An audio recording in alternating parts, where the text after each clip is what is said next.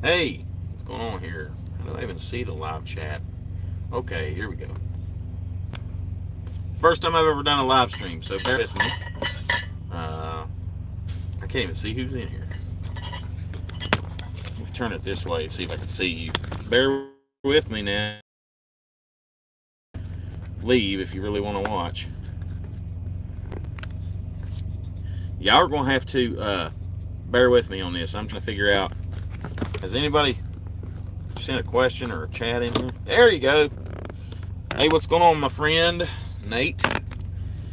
You got any questions, man? Schneider SFI, owner operator, business, anything like that you want to shoot my way? I'll answer questions. That's why I'm doing this. I never even thought about going live. It's not really my thing. It's easier for y'all to talk to me this way instead of shooting me emails. So if you got any questions, let's see who else came in here. How do you even see who's in here? It's new. You're going to have to.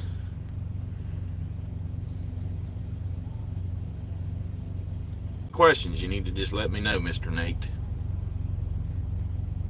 It does show where you say hello.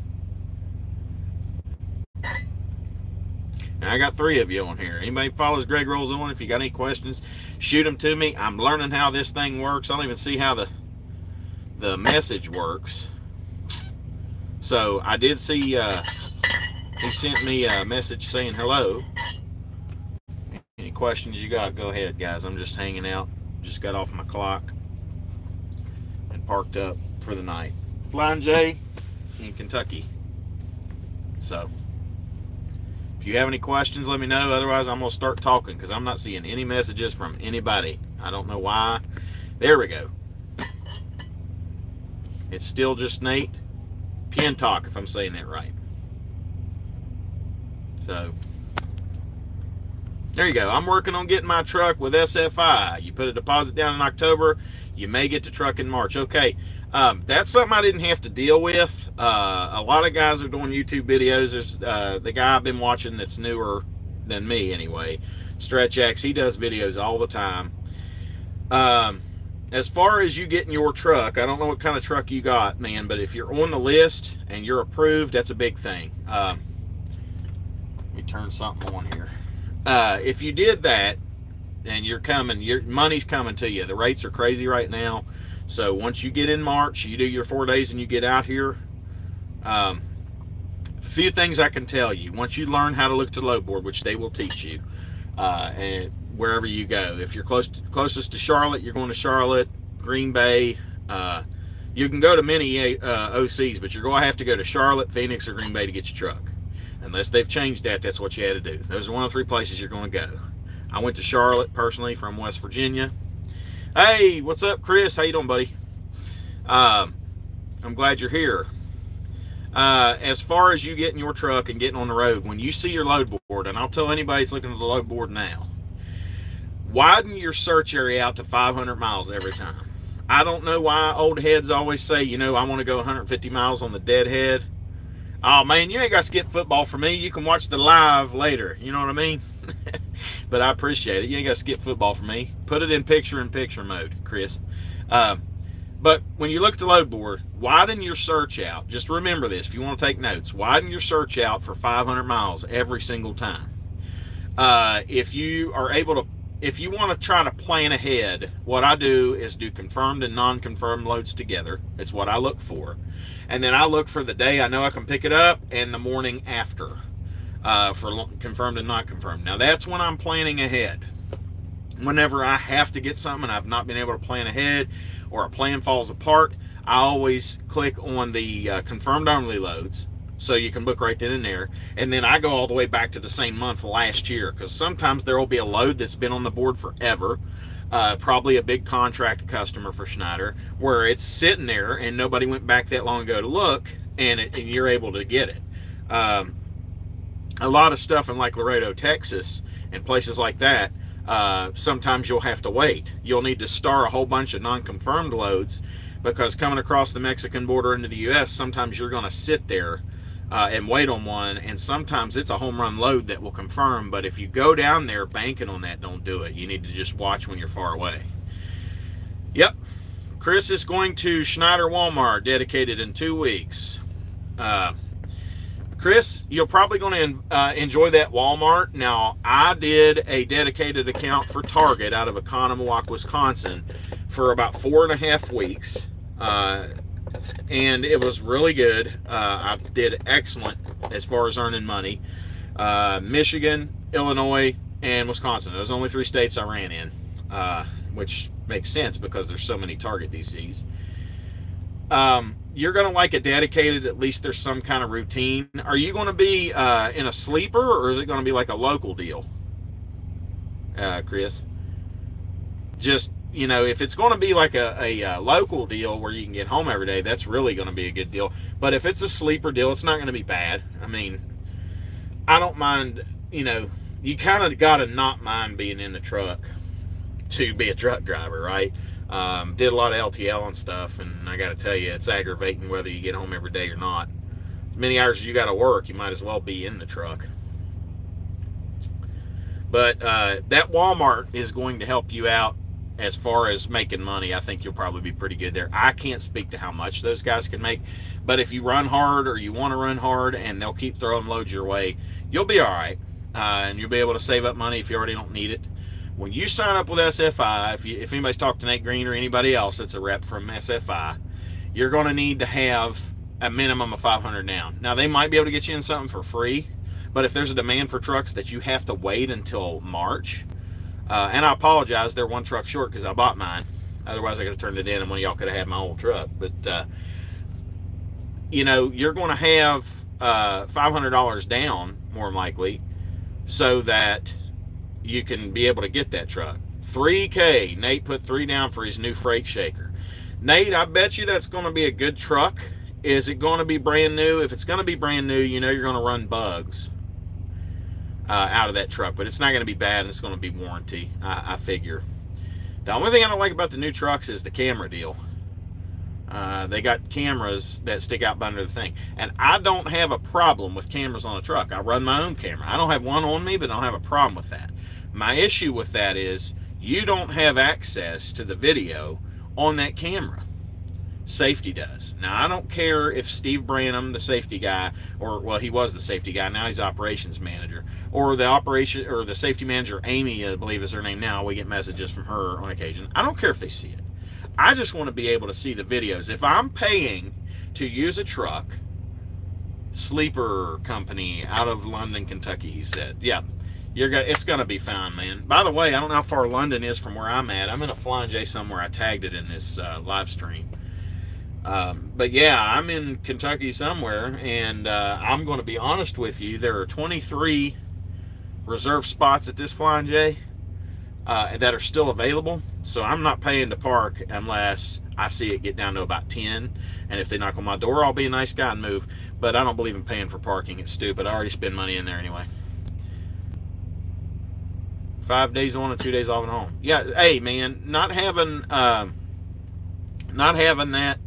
you know, where you can take your truck home every weekend, that's slick, dude. That's slick. Matter of fact, I'd probably try to run a Tuesday through Saturday, or like a Sunday through Thursday, because it's always nice to, in my opinion, have 1 day off through the week, so you don't have to wait in line anywhere. You can get any errands you need to run done. But if you get home 2 days a week and you can park your truck at home, yeah, that's a pretty good gig for a company, man. Let me see. Did I just see somebody sent me something else here? The safety and tracking devices that you have on the truck. Nate, you're going to have a GPS tracking device, which is general and everything, and they're going to have access to it because you got to run your ELDs. And because you're running under their numbers, they have to keep those records. So you're going to have GPS. Schneider is going to say that we don't go over 79 miles an hour, no matter where you are.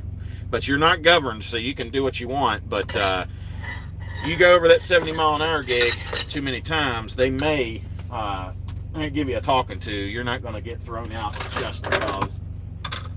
Yes, I have a refrigerator big right here, and I got an ice tray. As far as company drivers, Nate, if they hit a bump hard, I don't know. I've never been a company driver for Schneider. As a matter of fact, I haven't been a company driver for an ATR company since 2006. I'm sorry. got to a position where I had to come back on the road, and I told my wife if I had to, with all the years that I've been driving, that I was going to do it myself.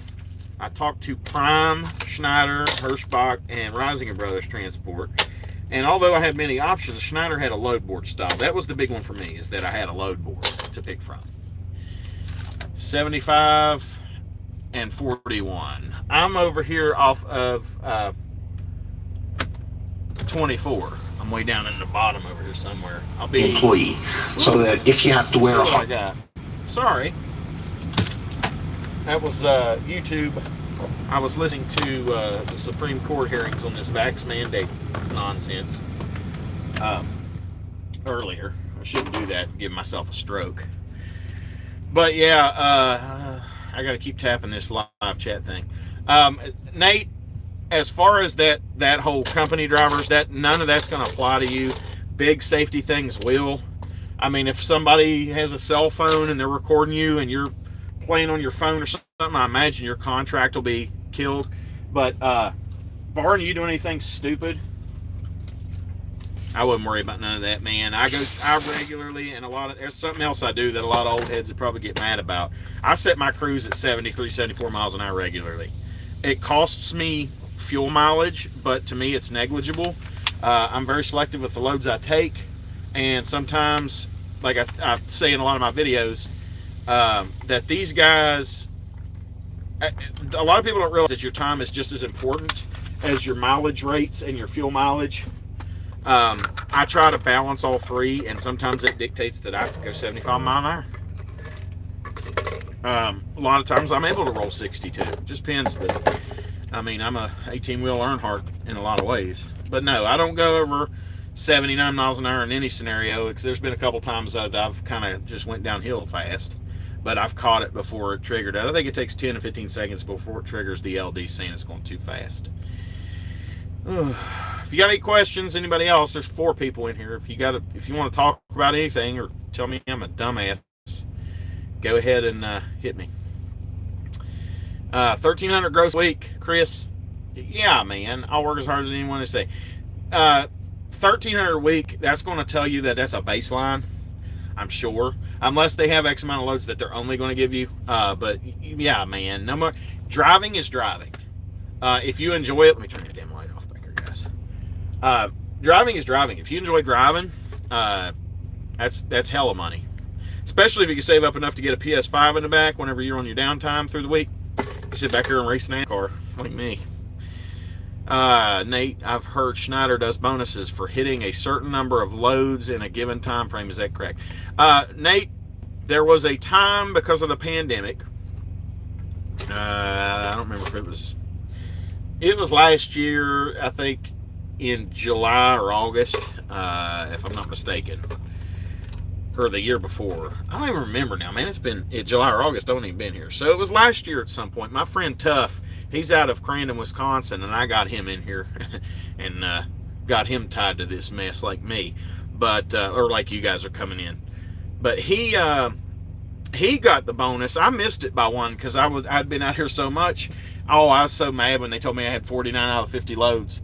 It was just a pandemic special where I guess the government was granting them for helping out or something. They were kind of kicking back to the ICs that participated, and I think it was $3,000 because I've helped guys come on and taught them so much and whatever.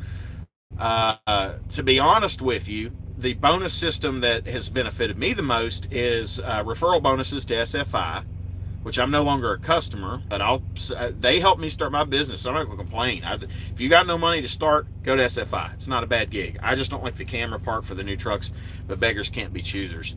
And Schneider gives us a bonus too. Schneider's bonus up front for referrals is $1,000 for an IC. If I get you to go as an IC and you put my name, Greg Milam, as a reference, they know who the heck I am by now. Then they give me $1,000 bonus on the settlement after you start on the road. SFI, on the other hand, they would only give you your $1,000 from them, which is 2 separate entities. So if you refer me at both, then I would get $2,000. But the second $1,000, which would come from SFI, is after you've done 90 days and completed your lease. Because I'm going to tell you guys now, there's a lot of guys that go into this They have grand dreams, and I don't know what the ratio is. I didn't talk to Nate or anybody else about this. I've heard stories. But they'll go in there and they'll get a good check, and then they piss their checks away. And something either happens to the truck, or they, just a general repair bill, not even a big breakdown, or a couple of things in a row, or they hit something and tear it up. Or Schneider fires them for a massive safety infraction. You're still stuck with the contract on that SFI truck. Now you got to find a carrier to lease that truck onto. And if it needs repairs, you got to do that too. So understand that when you come out here, it is your business, and your business is doing business with Schneider. That's the mentality you've got to have. So if you go out here and you're blowing up your tires, or you're getting 4 miles a gallon and you're neglecting where it's leaking, because if you're getting 4 miles a gallon, you're leaking somewhere. Here's one that sucks. I just put my truck in the shop for the tri-pack. The exhaust finally fell apart on it. It was obnoxiously loud, and it made enough soot that it blocked up the air intake. I can't use my APU right now. It was -4 in Iowa 2 days ago. I don't know if you guys know what -4 feels like. You might, but it's effing cold. So I had to leave my truck running, and I would have left my truck idling anyway. If it gets anywhere like 20 degrees, 15 degrees, I idle the truck all night. I'm gonna keep those fluids warm and keep things moving in the truck. I don't like dry starts, and it's an old truck. But anything above that, the S-bar works just fine. But yeah, I had to do the service on that, and it's Mountaineer Thermo King, where I'm from, West Virginia. So I just drop it off. It's 15 minutes, 20 minutes from the house whenever I go home. And I come back, and they said it was good to go. They're closed on the weekends. So I get going on the road. I have it on. I can hear it priming, and then it gives you a no start alt code. So they haven't hooked the ground back up properly or something. The APU will not start. It doesn't even click like it's trying. It just doesn't even, no power to the starter or whatever. It just gives you the alternator code. Well, thanks, Chris. I appreciate that, my friend. It's not necessary, but anybody that does that, I do appreciate it. So nobody owes me anything. If you give me a referral, that's great. More money is always great. I plan on getting another truck, but first, and I'll be honest with you, Schneider is great, man. You got a lot of loads. The rates are up. I want to fast track independence completely, but I want to do it cautiously enough to where I'm mitigating all the chances of failure. Because my ultimate goal is to own my own trailer, have my own numbers like a lot of guys, and run off the board, my own insurance, everything, my company name. That's it. It's not because I have some sense of I'm special, I need to have something, because a lot of guys I know are cocky. It's just like, man, I work for myself. You're going to work for yourself. You should totally. I want numbers, and to establish that so that I can have a second one. There's no reason. Chris says it's $1,300 a week for his Walmart gig, is what they're telling him. If a guy runs, like this week, I'll run 2,800 miles, and my truck's going to do, oh, Lord have mercy, I'm live, so I can't go on the spreadsheet. But basically, after all my costs, fuel and everything, I'm probably looking at between $6,800 and $7,200 deposited in my bank account after my fuel. I know that sounds crazy to a lot of guys, because SFI is going to tell you you're going to make X. That's a baseline that they tell you, so that you don't come in there and expect Greg rolls on money here. That doesn't mean you can't do it. There's nothing special about me except for my work ethic. And if you've got the same work ethic, barring, acts of God in Congress, you're going to do the same that I've done. You can knock all kinds of money out. Me and my buddy Tufford, we have a good running competition. I wouldn't say it's a competition, but we kind of feed off each other. Sometimes his rate per mile for the week is better than mine, vice versa. Until I took this load that picked up in Iowa that goes to Florida, my average rate per mile for the week was $3.22. That's unheard of to me here. And that's average mile including my deadhead. Let me see if he may put something else, because I haven't seen anything pop up. Okay. Anybody got any other questions, man? Go ahead and shoot. I know there's 5 of you in here. Anything about Schneider as far as how the load board works, where the freight is that I know about, lanes, SFI, what their procedures are, what it was like to purchase the truck, anything. Northwest Indiana, how good is Schneider's freight in Indiana and bordering states? Well, Nate, first off, Northwest Indiana, I don't know if you saw that crash. It happened on 80 from that dude running from the cops the other day, but that was brutal. That poor baby and that woman was killed right there on the scene, and I don't wish death on anybody, but that guy that was driving that car, I hope he knows he killed them and is gone. Sean Fairman, how you doing, buddy? Welcome to the thing here. I'm not used to this. I'm learning. How many miles on my truck? Well, Sean, I get my service. Let me pull my wheel down here and see, because I don't look at my mileage every day. Or it'll just be better to open the door. Are you ready for this? Okay, so Sean and everybody else watching, all six of you, woohoo, whopping 6. I got this truck on September the 2nd, but my first day driving this truck was September the 4th on the highway. It had 370,050 miles on it, and as I sit here, it's got 533,342 miles from September the 4th, 2020 to now. I don't know how many miles that is, but I know that's humping it. So yes, it's a good truck. I don't remember how long ago it was. I'm gonna say 7 months ago. I got a DEF awning installed in my one box, which I hate one boxes, guys. Freightliner is a decent truck as any. It really is. There's parts everywhere. Everybody works on them. But I don't like the one box, and I don't like what it does to your back. They do call them shakers for a reason. And with this style of truck, if you could look behind me, if I get that light to light up enough, I store stuff on the top. I've seen guys that have like cabinets over their head up here under the thing now in some of these videos. But my truck is plain Jane. It's a fleet spec Freightliner. I get anywhere, if I'm not idling all the time and I'm not raw dogging my truck, I average anywhere, depending on the weight and the terrain, I average 6.2 to 7.8 miles a gallon. And I know that's a big window, but I live in West Virginia.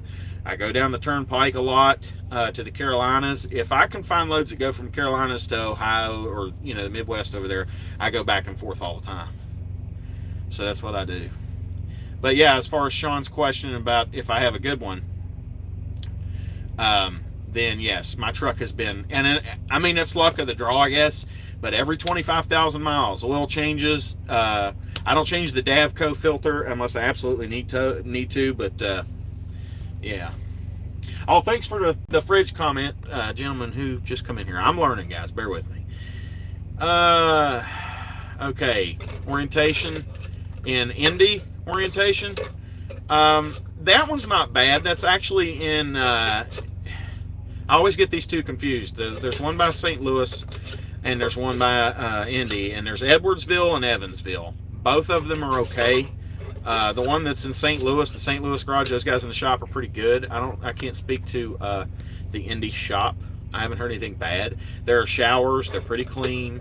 Never had a problem. Wear steel toes in your safety vest. That's pretty much all you got to do. Don't act stupid. Rate per mile, Nate. Rate per mile, 2021. My average rate per mile for all of 2021. I don't remember what the video was. It was 2 or 3 videos ago, but the last I checked, my average mileage rate for that year was $2 a mile for all miles for me. That's what I did. Weekly payments for a new Freightliner is just under $1,000. Nate answered your question there. Bam, bam. So it's $1,000. Now listen, as far as if it's under $1,000 for a new Freightliner, the deal is this: your payment is higher for your truck if it's a new truck, but you have to save less for your maintenance, the MMA. Now the MMA and the truck payment are taken out together as one deduction. But like where I have an older truck, my truck payment was way less. 60 weeks of $654 or so. It was ballpark in here, guys. A week that I paid for the truck. When it comes to the maintenance account, mine was $297 a week. Whatever the math works out to, and I'm probably boogering it up because I have had a long day. But whatever the math works out to, I was paying $972 and change every week for 60 weeks. And then I had 2 free weeks up front. And then that's when they do that to give you a buffer so that you're not definitely going to fail. Because if you come out of the box with no money, and you go out there and something happens, immediately you're done. So they work with you. Yes, at these truck prices, it pays to keep them. Yes, Sean, it does. So I can only speak for me, but I have a 2016 double D15 10-speed manual fleet spec. You could just throw Schneider stickers on it and you're good to go as a company truck.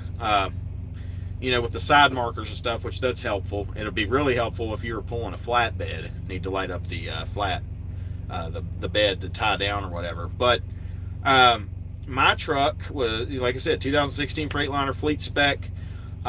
It was worth me buying it because the truck's value was right on par. It was probably, I paid a little more for it than I should have, but based on where trucks are now, trucks are, oh Lord have mercy, man. You have better luck making money playing craps and trying to buy a truck and make money on it now. It's just like eating your paycheck to buy a truck now.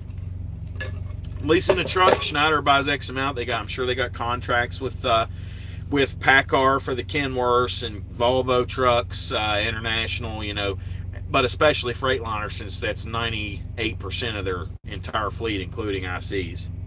I think that's all they're really pushing now is the brand new Freightliners. But they do get, as they call it, premium trucks. Story about that, whenever I came to SFI, oh, okay, Nate's asking me a question here. Hey, Bam Bam, you're welcome, by the way. And Sean, yes, like I said, you're right. Keep the truck. I paid $32,900 to finish it. $11,000 came out of MMA I didn't have to use. I did my oil changes and stuff out of pocket every chance I got. It didn't really save me anything to do it off of their stuff. Last question. Have you ever had very many loads canceled? Not really. I think I've had maybe, I've been here right at a year and a half. I think I might have had 3 cancel, maybe 3. What happens, it's fairly simple. At first, the first time it happens, if it ever happens to you, the first time it happens is you're going to freak out. You're not going to know what to do. You're not going to know whether shit or go blind when it happens. You're going to get to a place where, and whether it's that load canceling or anything else, blown a tire, whatever. Oh, you're welcome there, Chevy Box. Schneider's Intermodel. Let me finish with Nate's question here. I'm jumping too far. So when the load cancels, I always do now what they call the nuclear option. Before I call and have them remove all the other loads, if the other loads, if the plan is good, other than that load that cancels, I try to find something within 150 miles, 200 miles, or something that's, even if it's 500 miles away. I'll go there to get that load if I've got time to pick up my next one and keep my plan going. If I can still make money and it doesn't change to the negative a lot, then great. But if it does change a lot, do the nuclear option, man. Call your BOR and have them just hit the button and everything goes away. It throws every load back on the board within a half hour. Sometimes the planner's got to do something to make it happen. But yeah, you can, in that event, they will pull all the loads off if you call and ask them to do it. All you got to do is cite that a load canceled. Sometimes they'll actually send you a message because they're the ones that remove the canceled loads anyway. They're like, hey, your load canceled. And then you send them a message right back, or sometimes they'll be like, do you want other loads? Do you want everything else removed? So now you're just left at the drawing board again to go through the laundry list of loads and just build you a new plan. It's going to be natural for you to freak out for a second. But just put your head back on straight and do it all again. I mean, that's a skill you have to develop, is to deal with it. I remember when I first started, my very first Greg Rolls-On video that I did, I just wanted to help guys. I'm not monetized. I just was like, hey, if you come out here, don't do this. I waited. Several guys helped me on YouTube. I mention them all the time. I got stuck in Texas because I was waiting on a load that wasn't confirmed to confirm, and when it did, I'm sure about 80 people tried to book it at the same time, and whoever the computer let through first got the load, and it wasn't this guy. So I was pretty pissed off about that, and now I left myself in a bad market for no money. But all right, let me see here. So that's what was up with that. Appreciate the content, Greg. You know anything about Schneider's intermodal division? Could you break down the fuel surcharge? Okay, I don't know about owner-operator drayage style with Schneider, or even if they do that, they may. That's a recruiter question, obviously. But what I can tell you about the fuel surcharge is you don't see it on the airboard. You don't know what your fuel surcharge is. I can tell you this. Schneider gets 5 cents off a gallon at Petro and Love's, and it's 5 cents off a gallon of cash price. But as far as the deduction at Pilot Flying J, I have no idea why Schneider's only fuel discount that's really good is at Pilot Flying J. Maybe it's because of the placement of the stores across the country, or they got some kind of agreement. But basically what I see is that I get, right now it's 38 cents a gallon off the cash price. So whatever somebody's paying cash price at the pump, take 30 cents off a gallon. And then every time you fuel on Schneider's card, it costs you $1.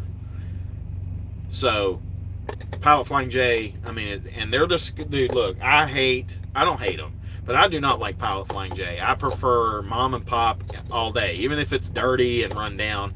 It's got character, and typically you're not fighting for a undersized parking spot. Pilot Flying J is where we get our fuel discount, though. So this is not even a judgment call; it's a business decision. You got to go where the discount is. I also, depending on what state I'm in, especially Wisconsin, I use Mudflap a lot, and I use my own business debit card to buy my fuel. While I was in Wisconsin, just for that 1 month, I think I saved $600-700 by using Mudflap over the Pilot prices. I couldn't get fuel at Beloit Creek, any of those places. I couldn't get fuel within 30 or 40 cents a gallon what I was getting on Mudflap. Wisconsin's one of the cheapest places in the country to get fuel right now. Usually I have really good luck in Rock Hill, South Carolina, with cheap fuel, and Franklin, Kentucky. Some of the cheapest places east of 35. There's other cheap places. You go to Texas, it's cheap, and there's other places you wouldn't think it's high. But as far as that 500-mile radius, guys, I will tell you this. When you search for loads on IC board, to finish with Chevy Box, I pretty much explained fuel surcharge. You're not going to see it. That's just go off your discount, man. You used to be able to see it on the IC choice. If anybody's still on the choice, let me know. If somebody that's already here watches what I'm doing. From my understanding, I was one of the last few roll-ins. My buddy Tuffer was one of the last few classes of ICs that came in that I was aware of that were using the IC or the choice board. When the first of the year rolled over, I believe, you got to sign a new contract every calendar year. And I think everybody went to the airboard at that point. And the reason that they did what they did, and I don't know how much sense it makes, Schneider has X amount of loads with contract freight that they pull. And they put them up for owner-operators to do. But when you have broker loads, brokers can throw freight on our board now. And we pull it, and Schneider keeps their 35%. All the numbers I tell you about that's just my cut. So if anybody's like, well, then they keep 35%, you're being lied to. So there's that. But widen your search out to 500 miles. Okay? I dropped from 6 to 5. I kind of felt important. I thought I might hit 10 tonight on the first one. I'll do more of these. Oh, we got 6 back, or somebody new joined. I can't tell who's in here. But yeah, 500 mile circle radius. And I'll tell you why. A lot of guys are like, I don't deadhead over X amount. Here's the way I look at it is, the load pays X, and then I run Google Maps just to make sure I get the deadhead miles right. You can't see the address because until you book a load, they're not going to tell you who the customer is. You start, like Monroe, Ohio is one I go to a lot. I know who that customer is. Without a doubt, I know who it is. I'm not going to tell you who it is. You can figure it out yourself. But you can tell where some of these are when you get used to it. But widen your search out to 500 miles. You don't have to go 500 miles deadhead. That might sound crazy right now. I'm going to explain something to you. The load pays $3,000. And there's another, it's $3,000 for that load. And then you're also going to go from that $3,000 load 800 miles or 1,000 miles. Okay, so that's $3 a mile. And you got a deadhead 500 miles. Well, that just dropped you down to like $250 a mile, $225 a mile, whatever the math is. Well, I mean, that's really good per mile, so that might not be the best example. But now there's another load that you only got a dead 20 miles, and then you got to haul at 500 loaded miles, but it only pays you, I don't know, let's say $1,000. That's $1.50 a mile or whatever it is, or $2 a mile. I'm going to take the higher mileage rate, even if I have to go 600 miles and haul sailboat fuel to pick it up. Okay, if I got to haul sailboat fuel to go over here and get that expensive load that pays me really good, that's what I'm going to do. A lot of guys think that's crazy. I don't. My truck is rolling and it's making money every mile it turns. So you just got to do the math. If I can get that math up and turn more miles, I'm stupid not to. I try to think outside the box where I can, but that literally makes sense to me. If the load is still going to pay me more per mile and make me more revenue overall to go get that load for 500 miles empty, then that's what I'm going to do versus deadheading 20 miles because I don't want to deadhead. Do what's necessary to make money. I don't set limits on deadhead based on that. Now, I'm not going to risk driving typically 800, 900 miles deadhead, because if the load cancels and you ate all that, unless it cancels right when you get there, they're going to give you some kind of compensation for that. I've never heard anybody going that crazy. The two worst times was an accident. It was when I was new. I went to Chesapeake, Virginia from DC somewhere. Schneider's computers will tell you that the deadhead is a lot shorter than what it actually is because it thinks you're going to go across the Chesapeake Bay Bridge. You can't take a truck across that thing. You got to go around the whole deal and come through Jamestown and all that and go out 664 to get where we usually go to do pickups out there, or at least where I've gone. That kind of hurt. It still was good pay per mile, but that made me mad. So I was like, okay, from now on, and that's why I got my Garmin, so it can do the truck routing. But now that I know some of these things, you learn. So remember, if you go to Chesapeake from up north, you need to go around. You can't go on Chesapeake Bay Bridge. You need to add like 50 or 60 miles or whatever it is to get over there. But the only other time I had to do any kind of crazy amount of deadheading, like a dummy, I went out west. And I hadn't been out there in almost 20 years. Man, I love it out there. I don't like all the, and whether you're liberal or not, I don't really care. If you're driving a truck, it runs on diesel. It doesn't matter what your persuasion is. I can get along with just about anybody, and I'm okay to open discussion, but I don't care who you like or whatever. The Pacific Northwest is gorgeous. If you ever have a chance to drive through the Columbia River Gorge, go to Coeur d'Alene, Idaho, western Montana, and if you've never been there, you got to go once, okay? I haven't been back to Montana. The 3 states I haven't been to in the contiguous 48 since I came back out here are North and South Dakota and Montana. Now, I don't care if I ever go to North Dakota again. I don't mind the Fort Berthold Indian Reservation and all that. That's cool. I was in Williston doing oil field work a few years ago. Made a lot of friends there. Tuffy was one of those guys, Tufford. I would go there for that, but as far as truck freight, I saw a load that went to Williston. It paid great, and then you're going to deadhead 800 miles to get out of there and get anything. You're going to make 84 cents a mile. See, whatever you make going in, you're eating coming out, so that makes no sense. Same with southern Florida. But yeah, North and South Dakota and Montana are the only 3 I haven't been to in the 48 since I came back out here. I've made some ground. But I deadheaded from, where's that at? It was 660 miles I deadheaded to go to Fontana, California. And God, I hate California. I mean, it's beautiful, but they've ruined it. But I went out to Fontana to pick up a load that went back to Pueblo, Colorado, to another Target DC. And that load still averaged out to $1.89 a mile with 660 miles of deadhead. Or I could have just sat there for a few days, bounced around doing $2 load miles out west, but I wanted to work my way back east. I think I was out for 3 weeks that time because I wanted to go out west. I had been home for a week and a half. My wife knew I wanted to go because it had been a long time. It was a good trip. I had learned a lot by the time I went out there, so I knew how to recover and not freak out about it. I did some videos on that too. I am not seeing any new comments. Anybody got another question? It doesn't matter what it is, man. Personal preferences and stuff. There you go, Chris. I agree with you. Hey, Sam. Nice to see you, Mr. Samuel Crow, Schneider Solo, former team, lease owner operator here. How you doing, man? You making money out there? I am. Yeah, Chris. Nothing.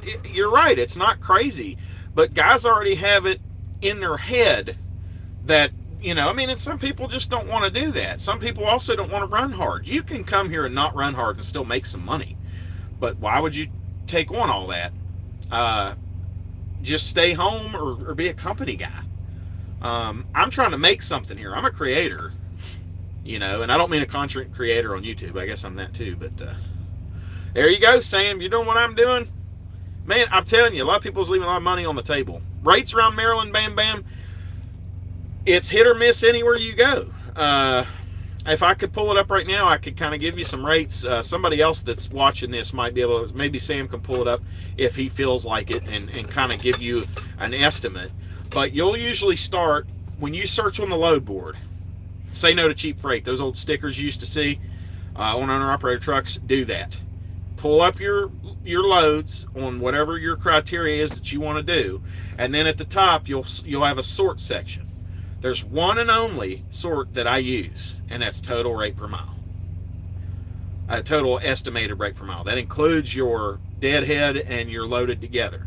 Now what you need to do when you read that is run it in Google Maps too, because the deadhead miles are usually off. The loaded miles are literally pinpoint accurate, but the deadhead miles can be off. So I always run everything in Google Maps first.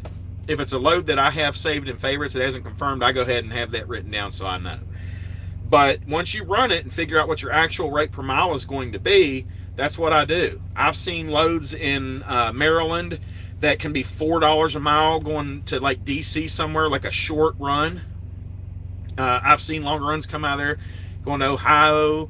I've seen a few to Missouri there before. Maryland's one of those states I pass through a lot. You're going to see more stuff in PA, and unless you're a Baltimore area or something like that, Cumberland, whatever, you may find loads that deliver in Cumberland. You might be on a rarity that comes out of Cumberland, but you're going to see a lot of Eastern Panhandle, West Virginia there. You're going to see a great deal of stuff around, I was getting ready to drop this bomb on y'all, Carlisle, Harrisburg. That's money circle over there, guys. Anything around Harrisburg, Mechanicsburg, all of that. I'm pretty sure Sam is in here. He'll probably agree with that assumption. I don't mind going to the Northeast. That's something else. A lot of guys have problems just thinking about that. 500 miles is the max you can put in the search. Sorry, I missed a couple of these guys. I'm at 8, Chris said earlier. I had on top chat only. Don't pre-plan my. Let's start back on some of these questions I missed. If anybody's still with me, I am not ignoring anybody. I just had the wrong thing on. Let me see and pick up where Bam Bam sent me that thing. So bear with me, guys. Keep shooting your questions at me. I'll get through everything I can. 500 is the max you can put on the search. No, you can put up to 900 miles on the search for deadhead, but you have to do that on a computer, or you have to turn your phone in landscape view to see the owner-operator login thing. And that's difficult on phone, so you better break out your laptop or something to do the full owner-operator website login. If you're using a mobile site, then 500 is the max that the machine will let you search for. 500 is typically good, unless I'm stuck and I can't do anything. I don't break out the computer. I've booked every load, other than like a few loads at the very beginning. I've booked every load I've pulled on the phone. It's just convenient. Hey, right here. So $4.11 average per mile to York, PA. I'm not sure if that's loaded only or if that's average, but somewhere in Maryland to York, PA pays $4.11. He just pulled up. My average miles per load, man, that's a tall order. Last few days, I'd say between 430 and 530, somewhere in there. This load here is 930 some loaded miles. I can't tell you how many miles empty. I don't remember what it was. It wasn't very much. 27, 30 miles. It was from, oh, Lord have mercy. Making my brain work tonight, Nate. I went from Joliet, as my buddy Coop calls it. It's a toilet. Went from there to Morris and picked up. Literally one of the worst places to pick up ever, guys. You can make money off the loads come out of there, but if you go to Prologis, Ryder, Mondelez warehouse in Morris, be prepared to pretty much drive over there from Pilot or TA, back into the dock, and take 10. It's going to happen. But the load pays great, man. My average rate for the week is probably going to be somewhere on the odds of $270 a mile for all miles on my truck this week. God bless me with a great week, man. But average miles per load, Nate, I would say the better way to measure that would be miles per week. I measure my miles per week, and I measure my earnings by the month now. I've got enough time under my belt, enough money in the bank that I don't go week by week anymore. Especially if you're out for more than a week and you have to do a reset on the road. Some guys want to run 8 hours a day every day. I don't. I actually enjoy my day and a half off. I PC. I've gone bowling a couple times. Walmart, usually do my grocery shopping, whatever. I have got guys coming in and out here. Let me see. Aberdeen, Maryland to York, loaded. That's the loaded rate per mile. I don't know how much deadhead would be. It just depends on where you would be. But yeah, I measure my miles like that. So I'll do 2,800 miles. My truck will do 8,000, whatever it is, dollars. I'll do an actual, like a short haul video. I just coming up with stupid names to kind of let everybody know. I'll do the live stuff because I like being able to answer questions this way. It makes it easier. It's new. I mean, I'm still figuring it out. But so I'll do a short haul video. I'm gonna try to do about a 10-minute video once or twice a week with my cute little edits and anything I run into on the road off the camera. Like that guy dumping his center blocks in front of me. If anybody watched that long 30-minute freaking gut spill on there that I posted the other day, that was interesting. I hadn't been on the road very long. I think I've been up for 30 minutes. I didn't have all the blood to my feet yet. I took my meds and my vitamins for today and just got it going. And I was listening to Slayer, and this guy decided to hurl bricks at me. It was pretty cool. All right, any other questions? I only got 4 of you guys in here, man. Start firing stuff at me. Make me feel important. If I can help you. If you just want to talk crap. Schneider's been posting the message for a while on our load board, or excuse me, our login stuff, that they, you know, this news about all these forced mandates that are here, or that are coming, that they're arguing in the Supreme Court. As an independent contractor, you will not be forced to get a vaccine. I don't shame you if you got one. I'm personally not getting one. I've had at least the one variant, and if I've had the others, I haven't felt it. I don't want your grandmas to pass away or my own. But the reality is the vaccine doesn't seem to really be helping, and that's why I don't understand why they want to mandate it. I could be wrong, but as far as I see, you're not going to be forced to. That's the point of me bringing that up. You're not going to be forced to get an injection that you don't know what's going to do. So I am going to finish up in Marianna, Florida for the week. And this is what's really cool about being an over-the-road driver again after all these years. I've learned how to dispatch, do a lot of self-repairs on the trucks, within reason. I enjoy my time off, so I will pay somebody to work on my truck. I need my R&R, or I can't do what I do when I come out here. For sure, Sam will also agree with that. I know Tough would tell you the same thing. But if I can turn a wrench for a half hour and save myself $600, you're stupid not to. I got all my tools and stuff underneath. So when I get done at the customer in Florida, I'm going to make arrangements, make a few phone calls. I got to take 34 off, right? I might not make it all the way down there, by the way, to do my reset, but I'm going to try like hell. I got about 400 miles left and 7 hours to do it. So I might have to get out there in the left lane, lay it down.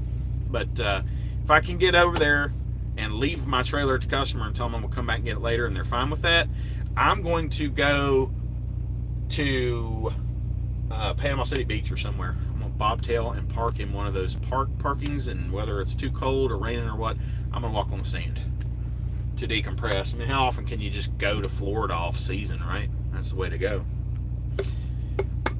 I'd like to do mostly drop and hook. How bad will that hurt my revenue for the week?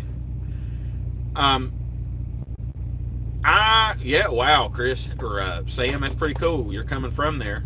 There was a load on the board that picked up in Marianna and went, yeah, you know the customer. I'll go ahead and drop it, man. I don't care. It's FD. I think it's the only thing in Marianna. I don't know. I've been through there, but I don't remember ever delivering it. It's the first one for me. There were loads that picked up in Marianna after I delivered. If it would have been confirmed, and I would have got an email that it was confirmed, I don't think anybody got the load unless it was you. Yeah. Fam Dollar. It's Family Dollar. That's what I meant. Yeah, I don't care. Oh, well, then you went somewhere else. That's crazy. What else you got down there? I don't care. Drop it. Or just give me an abbreviation. I'm sure I might be able to figure it out. If it's a big customer, if it's a chain or a DC outfit. But there was a load that was going to pick up in Marianna, and I don't know where it was going to go or who the customer was, but it picked up in Marianna and went to Virginia Beach, and Lord have mercy, it paid over $4 a mile for that. Deadheading back to Georgia, last minute insert. Yeah, I've done a few inserts in my days. I typically don't have to do that anymore, but sometimes you get in that position, especially if something pops up. I've been in East Coast, South Florida before and had a pre-plan that canceled or the appointment was changed where I'd have to sit for a few days because I've had that happen a lot. Appointments get changed on you. And sometimes Schneider isn't even informed, especially if it's a broker load. So you'll show up and they'll say the appointment has changed. Now you can either sit and wait, try to find a couple of short hauls while you're waiting and have them inserted, like what Sam was saying. He had a last minute insert he put on there. But typically when I have an appointment change like that, I will just probably nuke option the thing. I'll look around what's around me on my search board to see if there's something that it's worth canceling what I'm on, if it's going to make me sit. And I'll just tell them they changed the appointment. And I work with a lady named Robin out of Charlotte. She's my BOR. She takes pretty good care of me because I take pretty good care of them. She don't do nothing crazy for me, but if I call her and let her know what's going on, she works with me pretty good. I don't think I could have asked for a better BOR for that situation. Chris was asking about the deadhead, or not the deadhead, the dropping hooks. Okay, Chris, there's no right or wrong answer to that question. That if it would hurt your revenue, each load is different. Each load pays what it pays. If you can find dropping hooks all day and that's all you want to do is drop and hook, it's fine. I find a lot of my better rates that I get on loads are live load and unload, which those are typically broker loads. Not all of them, but some of them. A good bit of them actually are broker loads from what I can tell because they're different. They'll say a different carrier on the bill of lading when you pick up. But yeah, that's how it goes. Take it easy. Chevy Box, you must be heading out, buddy. If you are, God bless. Keep it upright between the lines as always. How often do you have to fix trailers? Jose, my friend, I don't fix them personally, but if you're asking about how many times I have problems with trailers, doors not lining up, flat tires and whatnot, as a general rule, if I blow an inside tire and I'm not throwing junk all over the road, I'm going to drive to the next place and get it fixed, or if I'm close to the customer, I'll contact Schneider and say, I'm dropping this trailer. You need to send a Schneider truck or hire a third party, whatever, to come out and fix this trailer before the next driver pulls it. I don't let it go and not tell anybody and leave it for the next guy because I try to do the right thing, except for paying for parking at this Flying J tonight because it's stupid. There's 20 some of them left that on the app. So, and I don't think there's that many left, so I'm not the only guy doing it. They're gonna have to go through a few others. I got seniority. I've been here longer. But as far as working on trailers, if the doors line up and stuff and it's a drop and hook, I just don't take junk. I'll tell them that there's no empties there. Another rule, if you guys come over and do this and you run the Schneider board, never use option one, there's no empties at a drop and hook customer, because Box will take their sweet time trying to find another trailer for you. Always use the second option that the customer's not releasing it, because that puts a red flag on you. They have to deal with you. They can't push you off. That came from the people I work with in the office. So that's a trick for you to make more money. And when I say make more money, that is because you have less wait time. If I'm off the clock for 4 hours and the load doesn't require it, if I'm off the clock for 4 hours, I go ahead and try to take 10. What's 6 hours? I can take a 6-hour nap at home, take a 6-hour nap out here. Any more questions, guys? Keep it going. I'm not going to bed for a while. I had a short day. I had a long day, but I didn't drive very much today. So the short answer to your question, I guess, Jose, is Schneider takes pretty good care of their trailers. I don't have to. I don't ever have to worry about that. There's been several times I've been to a Walmart distribution center or something, and either a jockey or one of our drivers has backed the trailers in close to each other and ripped the doors off hinges. And you don't see that till you walk around to check and make sure the trailer is empty, because the door will be laid up in the trailer. And nobody called that in, so I'm not even going to hook to it. Sometimes I'll shoot them a message and say they did it. Sometimes I won't. I work for me, not them, and if I didn't hook to the trailer and I didn't tear the thing up, I ain't gonna tell nobody nothing. Do the spring ride trailers eat the crap out of you? I mean, well, the actual answer to that question would be no. If the trailer is bouncing that daggone bad, you're going too fast over speed bumps, or you're in a state that doesn't take care of the roads. But yeah, a spring ride, you notice. I haven't pulled a air ride trailer since I've been here because they don't have them. Target account had some, if I remember, yeah, they had some air ride trailers. You don't notice how much of a difference it makes until you go from hauling spring for a long time and then you get under an air ride trailer. It looks more strange with the air ride trailer, in my opinion, because they don't ride as stiff. That you'll see them do a lot more traveling because it's absorbing the shock of the road and whatever. But yeah, I mean, I notice a difference, but it's negligible, really. The trailer makes me money, it's going to make me money. Now, if I was going to purchase a trailer, then that's probably what I would do, is get an air ride trailer. But more moving parts, more technology, more things to fix. So everything comes at a cost. And it just depends on what you want to do. I would get an air ride, food grade trailer, like James DeJong told me. That's what he got. Well, he got a reefer trailer, but that's what I would get. If I was going to get a dry van trailer, that's what I'd do. My ultimate goal would be probably to get a reefer trailer, because you can pull a lot of dry van freight as far as the clearance, unless you're going to hit your chute and stuff. That might cause problems if it's a high load, but from what I'm to understand on the load boards, you can tell if it's dry van or if it's reefer okay or not. And then you got more options. Produce obviously pays better. Sometimes there's a lot of wait time involved, but I'm telling you now, if I can make more money and do a lot more sitting and sleeping, I'm going to. Or my fat rear end can put my folding bike in the passenger side floorboard and try to burn off these stored calories. I highly recommend that when you come out on the road, company driver or not, if you're spending a night in the truck, get you a Ninja, dude. Get a Ninja, straight up. You have to get a Ninja because of this. Pressure cook, man, I did. Let me see. I'm going to give y'all a little tour of something else. We can talk about business when you ask me a question, but since ain't nobody talking except for every once in a while, and I'm not about it, y'all do whatever you want to do. I made this today because I hate life. Okay? This are deviled eggs. I pressure cook for 5 minutes, a dozen eggs, and then I let them sit for 5 minutes. And then I let the pressure off, I peel them and all that, and make my own deviled eggs in the truck. I did chicken quesadillas the other night. I do hamburger steaks a lot, because I like ground beef a lot.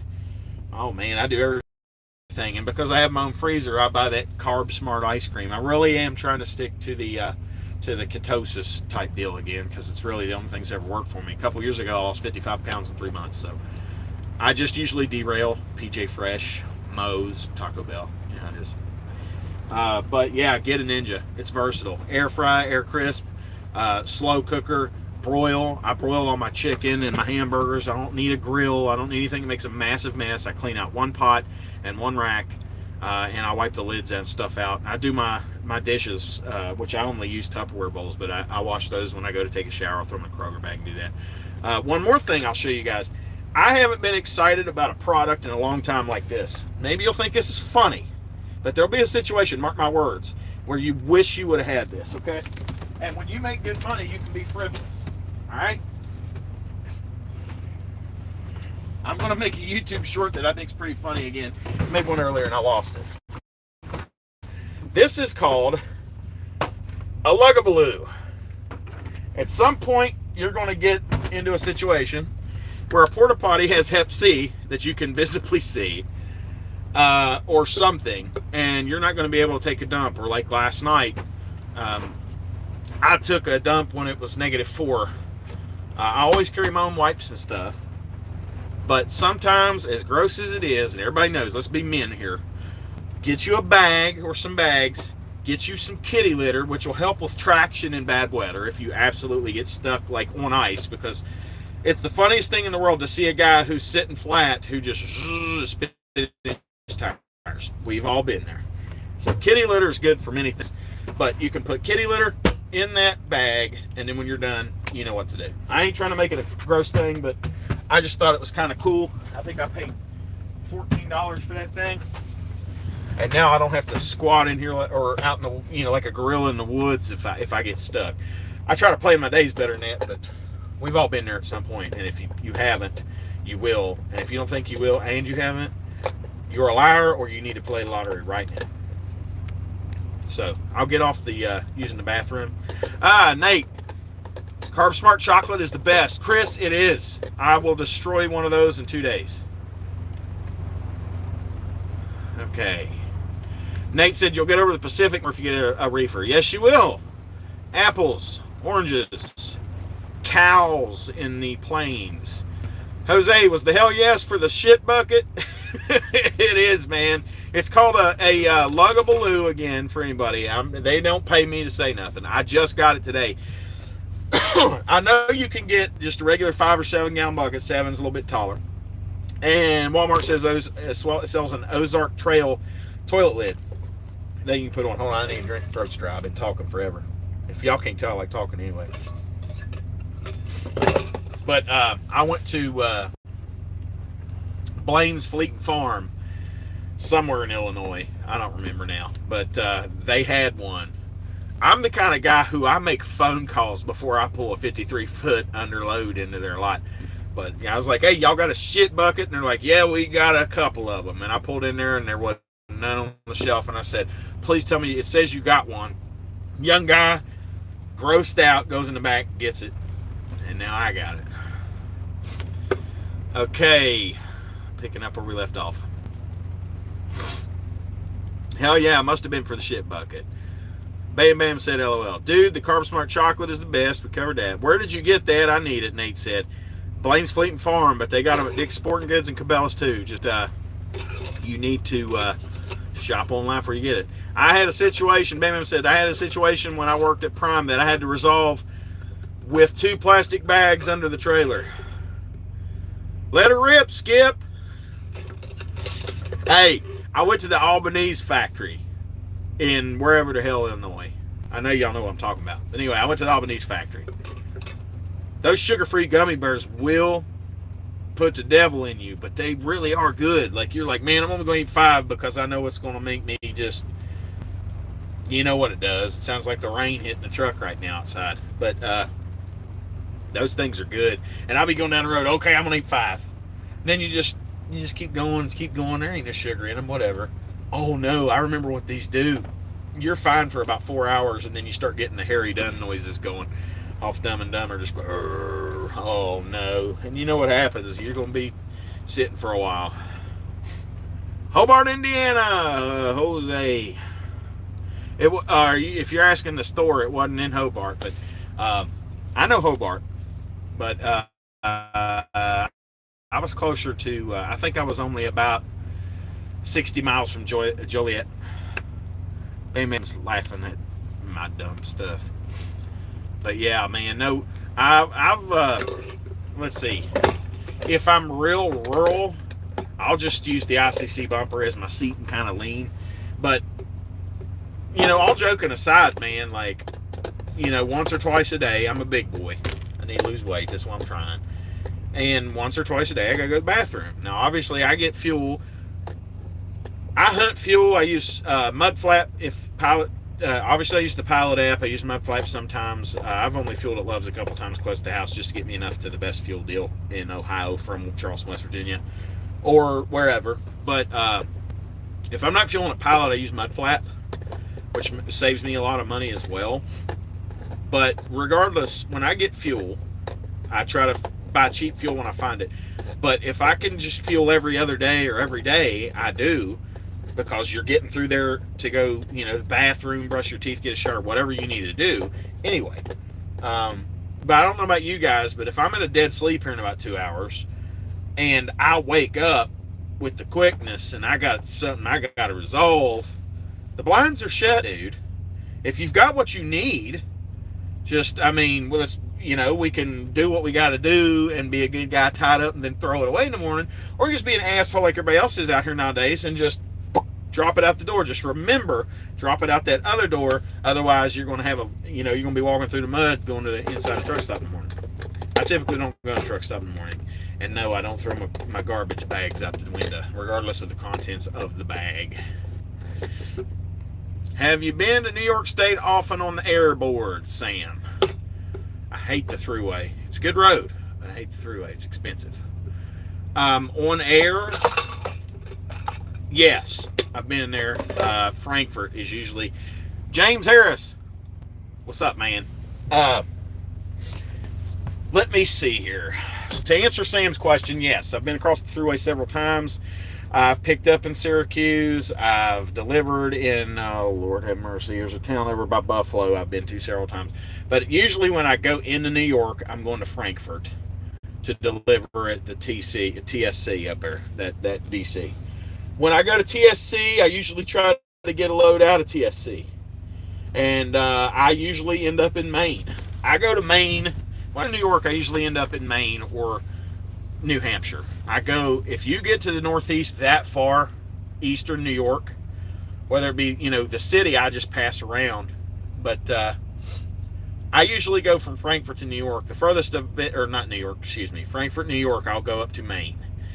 The furthest I've been up in there this time, I've been to Calais, and I've been to Millinocket.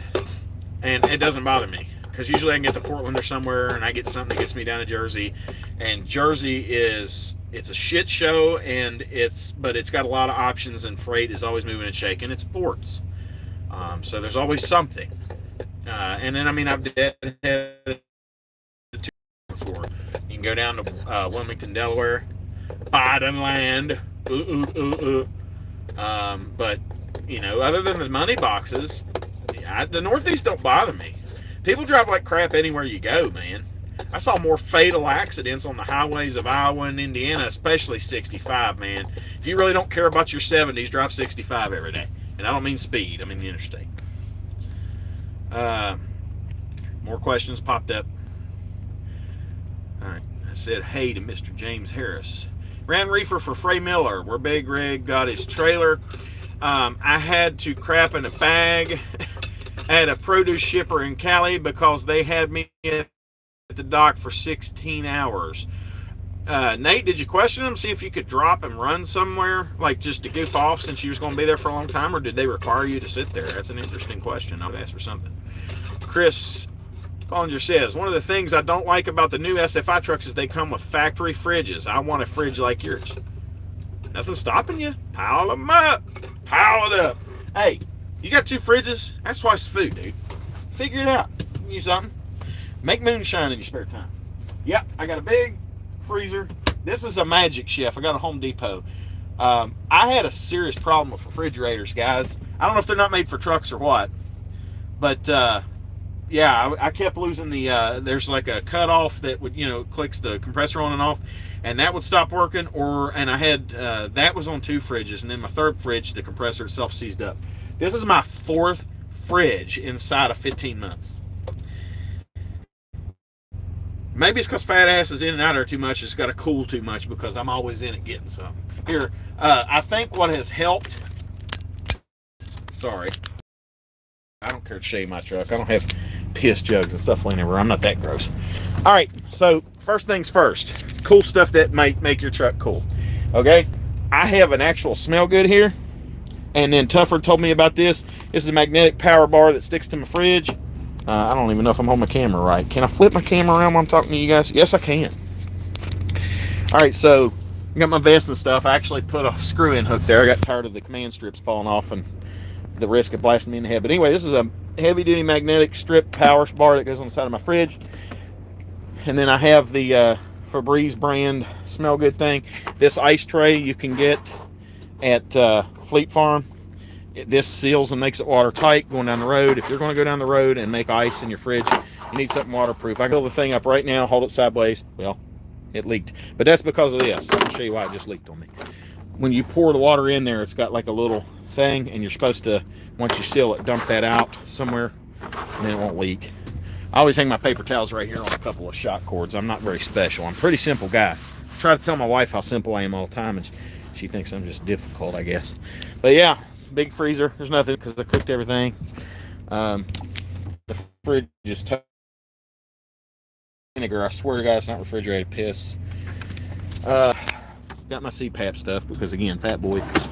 Got my computer and stuff in there. I mean, I'm pretty simple, guys. I don't have nothing special. I ain't got no TV. I ain't got nothing like that because if you're sitting in your truck playing on the TV, PlayStation, whatever, you ain't out here making money. I can play that stuff at home.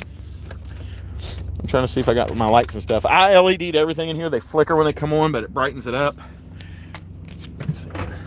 My wife got me a little massager. I do not use this inappropriately, but my back hurts at the end of the day because I need a new seat, and I'm too cheap to buy one. I got to put tires on this thing next on the drives anyway. I don't know if anybody's priced them, but 8 drive tires for the truck, and I am getting Bridgestones.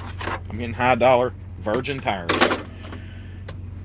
I'm looking at probably $4,500 with Centromatics, because I'm putting Centromatics all the way around. I know it's not necessarily like guys don't balance their drive tires, but I've had such great results on the steer tires that they wore so perfectly even. Now, I'll probably rub through steers a lot faster than a lot of guys, but I mean, I drive like a jackass when it comes to that stuff. I don't do anything wrecking or whatever, but I run this thing like, you know, I ride it hard and put it up wet, but I give it good maintenance and stuff, so they're putting it up wet, that's a lie.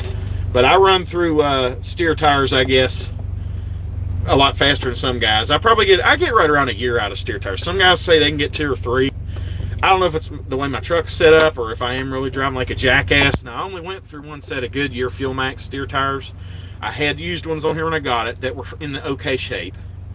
I don't know if they're supposed to put new ones on it, but mine didn't have new ones. And then I went through a whole set of Fuel Max brand new ones that I put on. I put those on my 4th month or so. And then I just put on my 2nd set of steers since I got this truck, and they're Bridgestones. And so far, they're wearing tremendously different. They're wearing evenly because the stuff is Centromatics on, but they're wearing slower. I keep the same pressures are on 110s. I don't care if they drop to 105, but I'll air them back up to 110 at 105 on the front, and I only run 90 on my drives. 90 pounds. Some guys want to run 100. I'm missing some stuff here. Stretch X5 now too. Is Stretch trying to compete with me or something? That's good. It's more information out there for guys. I ain't jealous. I'm doing great. He's doing good too from what I'm seeing. I watch him because I like watching other people's stories. Stretch seems like a good old country boy. What do you know? YouTube. It'll draw you in, dude. He's friendly. One of the things I don't like about the new SF trucks is they come with factory fridges. We already read that. Stretch X is live now too. You guys need to get on a schedule. I've got questions for both of you. You can hop over there and come back, man. I mean, friendly competition is what it is. If you guys are getting knowledge in, they had me sit there. I couldn't leave. Apparently, they ran out of product to fill the trailer and had to wait for me to come in and out of the field. I was in the middle of nowhere. Okay, so Nate, in that situation, as an owner-operator, you can kind of do what you want to do. I mean, I want to screw up a load. But I would be like, okay, so here's the deal. You got a bathroom I can use. They're in California. It's during the pandemic. They're going to probably be like, no. So you'd be like, okay, so I can use your bathroom or I can use your parking lot. But it's something's getting used, and it's not my britches. But yeah, if you got your little bucket, that's fine. And here's the best part. If you use it and you tie it so it don't stink to you, you can wait, since they wouldn't let you use their bathroom, until you're pulling out the gate and then just plop. But I would put it somewhere where the fellow driver wouldn't have to deal with it. But, you know, people are rude, man. You can't give us a public bathroom. Okay, here we go with Mr. Sam Crow. Or Clow. It's Clow! Is this the same? Yeah, okay, here we go. Hold on a minute. I keep saying, why did I say Sam Crow? Samuel Clow. I find that I rarely play games too because I'm so obsessed with the load board. Yeah. I spend at least once an hour, unless I'm planned ahead. If I'm planned ahead 2 or 3 days, I don't care about it, but I will look at it the next day. Because once I get in that habit, that tour of duty, if you want to call it, I try to stay in that habit. It keeps me from stressing.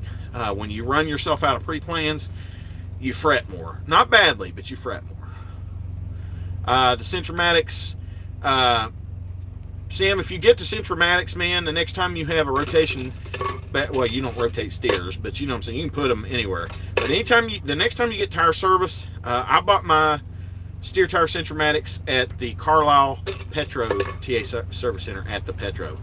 And I think for both of them, it was 200 and some bucks. It was totally worth it. They made them wear even. I didn't have any road wobble. I didn't have any uneven wear or anything. They did what they were supposed to do. A lot of guys will tell you not to balance the tires, to only use the Centromatics. They had already done that the first time. I didn't catch it, and James advised against it. He said, hey, the Centromatics will do everything. You don't need it, so don't balance the tires. Well, he'd already done it and put it on there, and they were going to charge me to take them back off and remove the wheel weights. So I just said, okay, I'm going to see how they're wearing for a week. I'll measure the tread depths, which you can't really tell in that short amount of time unless you're driving like Talladega or something. So I checked them. They weren't wearing unevenly. I wasn't having any problems, so I left it alone. Never had to work. Clo like the flow, he said. Yeah, so anyway, you asked if I got them from Freightliner. I'm sure you can probably get them from a dealer. But the way I got them was at that TA Petro.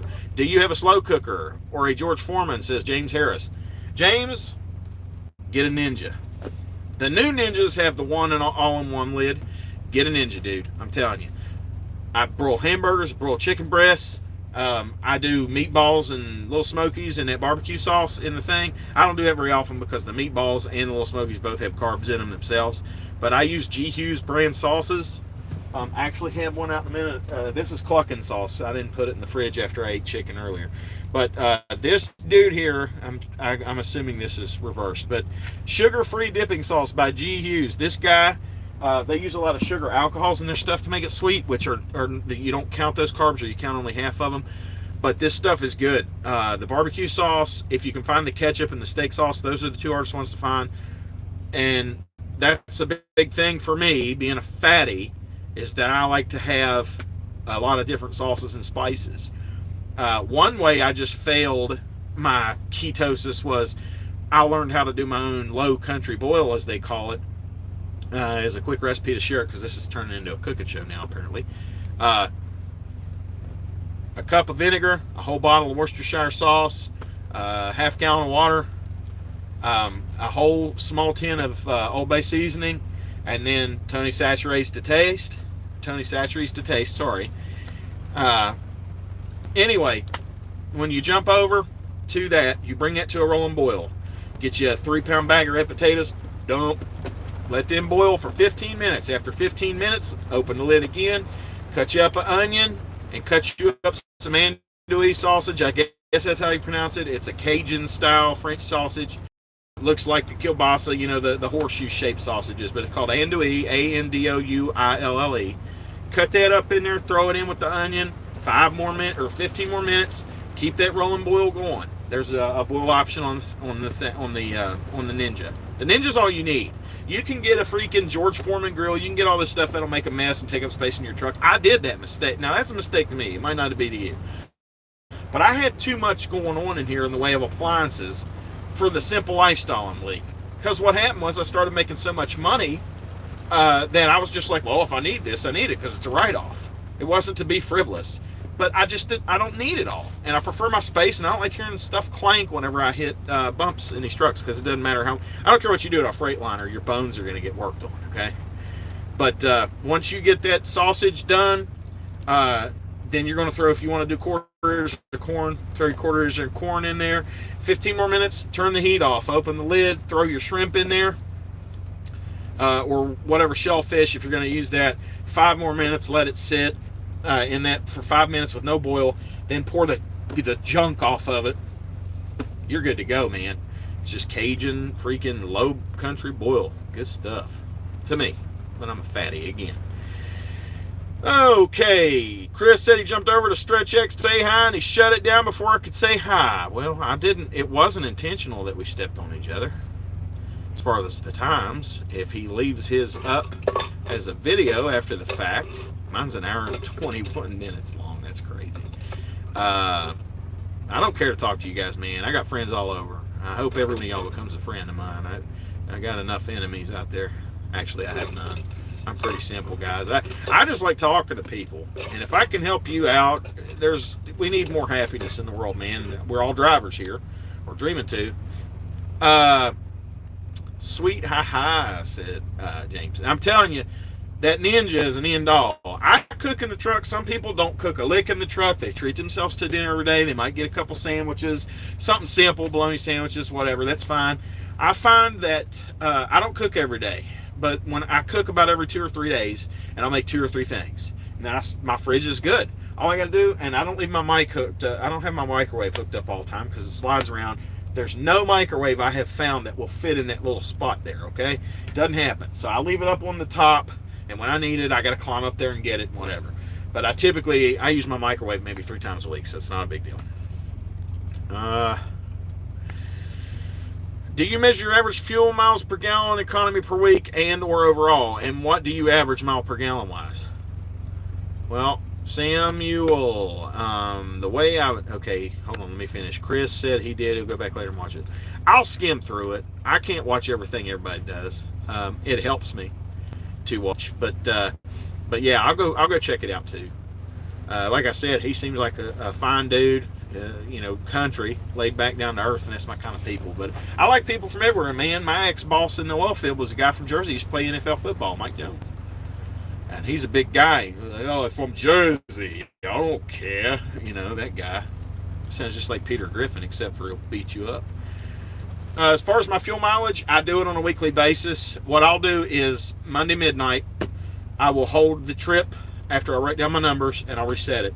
And then from Tuesday at 0001 all the way to Monday at 23:59, whatever I've done, I snapshot that. And if you look at my other videos, that spreadsheet that I use, which everybody can get, email me at greggrolzon@gmail.com. Eventually, I'm going to put it in a drive, which it's already there, but I'm going to put it in a drive and give everybody the link to the drive, especially when I'm able to add clickable links in the videos. I can't do that until I have 1,000 subscribers, so spread the word. Don't need no money, but give me 1,000 and I can start putting links in there, and you clowns don't have to email me unless you just want to talk. And then you can just click on that, and there's the thing, you can download it. But I will put in my actual miles off the truck and the actual gallons used your trip. And then, of course, you divide those out. That gives you average miles per gallon. If you want to do it over a month or over a year, you just go back and add all those up. You add all your miles, or you can just go off your odometer if you remember what your odometer was. You can go off your odometer, and then you can look back at your fuel receipts and how many gallons of fuel you bought. If you want to go back that far and be accurate, that's not a problem. Especially if you want to do videos like this. If you want to give people those kind of numbers. Like I said, personally, I don't care about the miles per gallon as much. I mean, I care about it. But I care more about utilizing my time and how much the loads pay. And if it requires me going 70, 75 miles an hour, if I don't get a ticket, I ain't going to do something stupid and get a ticket and start affecting the CSA before I have my own numbers. I do whatever the loads require. Some guys say $700 a day, $800 a day. I think I got a little bit overzealous sometimes, and I say $1,000 a day, but I mean, what I shoot above what you can do, and then you'll get more than what your average was. Squeaky wheel gets the grease principle. It's the same thing. I shoot for, right now I've been shooting for $1,300 a day. So if you do $1,000 a day for a week, that's $7,000, correct? Well, what's $8,300 a week? Because that's what I'm looking at this week in revenue. If I'm doing $8,300 this week, then that's $1,300 a day. For you guys coming in, do not expect that. That's a rainbow week, man. That's up there, okay? But you could quite possibly do that, and probably better. I would love to hear somebody tell me they hit 10K in a week, and I'm sure somebody out there has. But yeah, I would like to see guys do that. I would like to see people come out here and beat the numbers that I'm showing. So Sam's saying he's having weeks that are close to what I'm making, if not better. So that's great. My buddy Tough, 1 week he's above me, next week I'm above him. But here's the way I look at that. We're all doing between $6,000, $7,000 a week right now. Something else you got to think about with your hours and managing your time is you're going to have 1 week where you do $6,500, $7,000. You're going to have that reset if you're out here, unless you do the 8 hours a day thing, which I think that spreads your money out. You could probably make as much money, but when you're running off your 34s instead of recaps, when you're running 34s, you have so many more options. I'm going to pull up my logs while I'm talking to you guys here. Hold on 1 second. I'm going to give you miles and hours. Today, of course, it's not midnight yet, but I'm done. I'm shut down. So I only did 391 miles today. And here's why. Because I woke up at 6:30 or whatever it was. It was 7:30 Eastern on the logs, but I was in Center Line. I got up at 6:30, did a pre-trip, 10 minutes, and then I drove 3 miles down the road to my pickup, because you can't sit on their lot at night. And then I backed into a dock, and I was there for 5 and a half hours roughly. That killed my day, but I didn't need to hurry up and get to Florida. I would like to for my reset. The day before, 426 miles for a total on duty time of 8.5 hours. So 426 miles in 8.5 hours. The day before that, only 289 miles. Guys, I'm driving short miles the last several days, making money. But here, we're going to start getting backwards. Here is 11 hours and 45 minutes, 547 miles. Here, this is how I normally run. Okay, this is my modus operandi. My line 3 and 4 added together, it's 12 hours and 40 minutes, and I did 639 miles. I started in Westchester Township, Ohio, which is probably off, and I ended in Menominee, Wisconsin.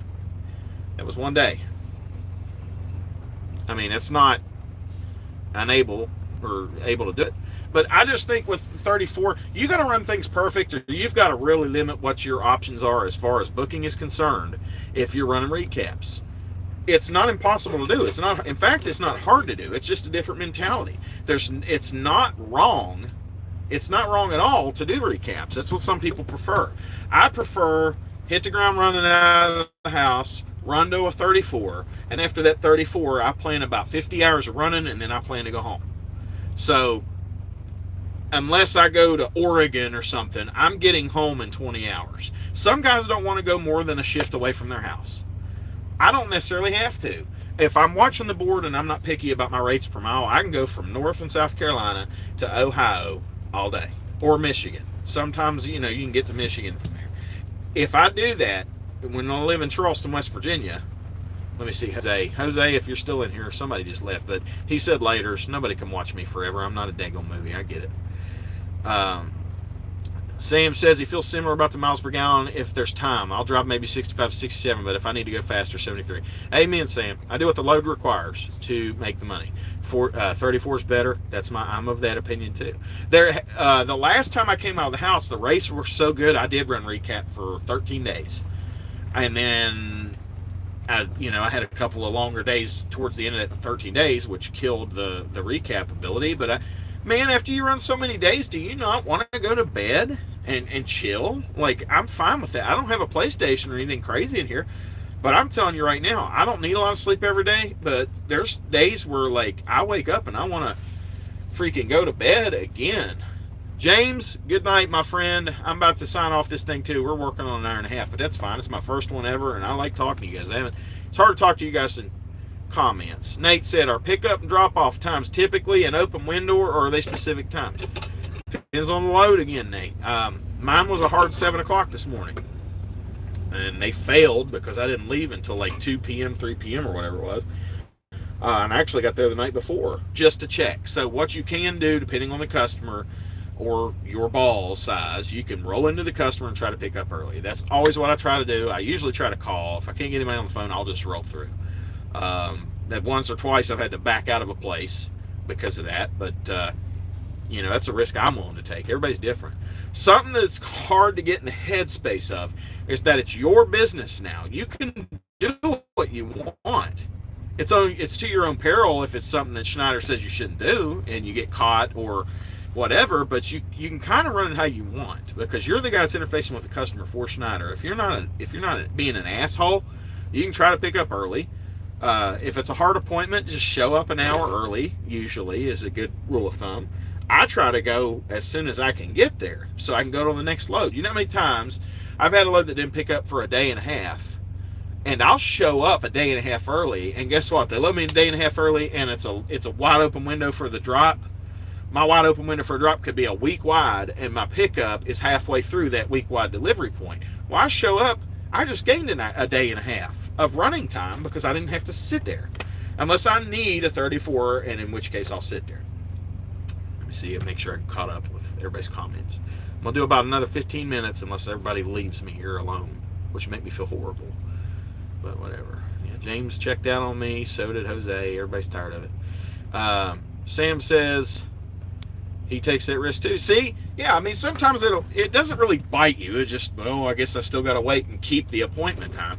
But yeah, doesn't hurt to try it early. I try to make a phone call off the number Schneider provides. If that doesn't work, I try to look on Google, see if I can get something. If I can't find a number, I'll just roll up there.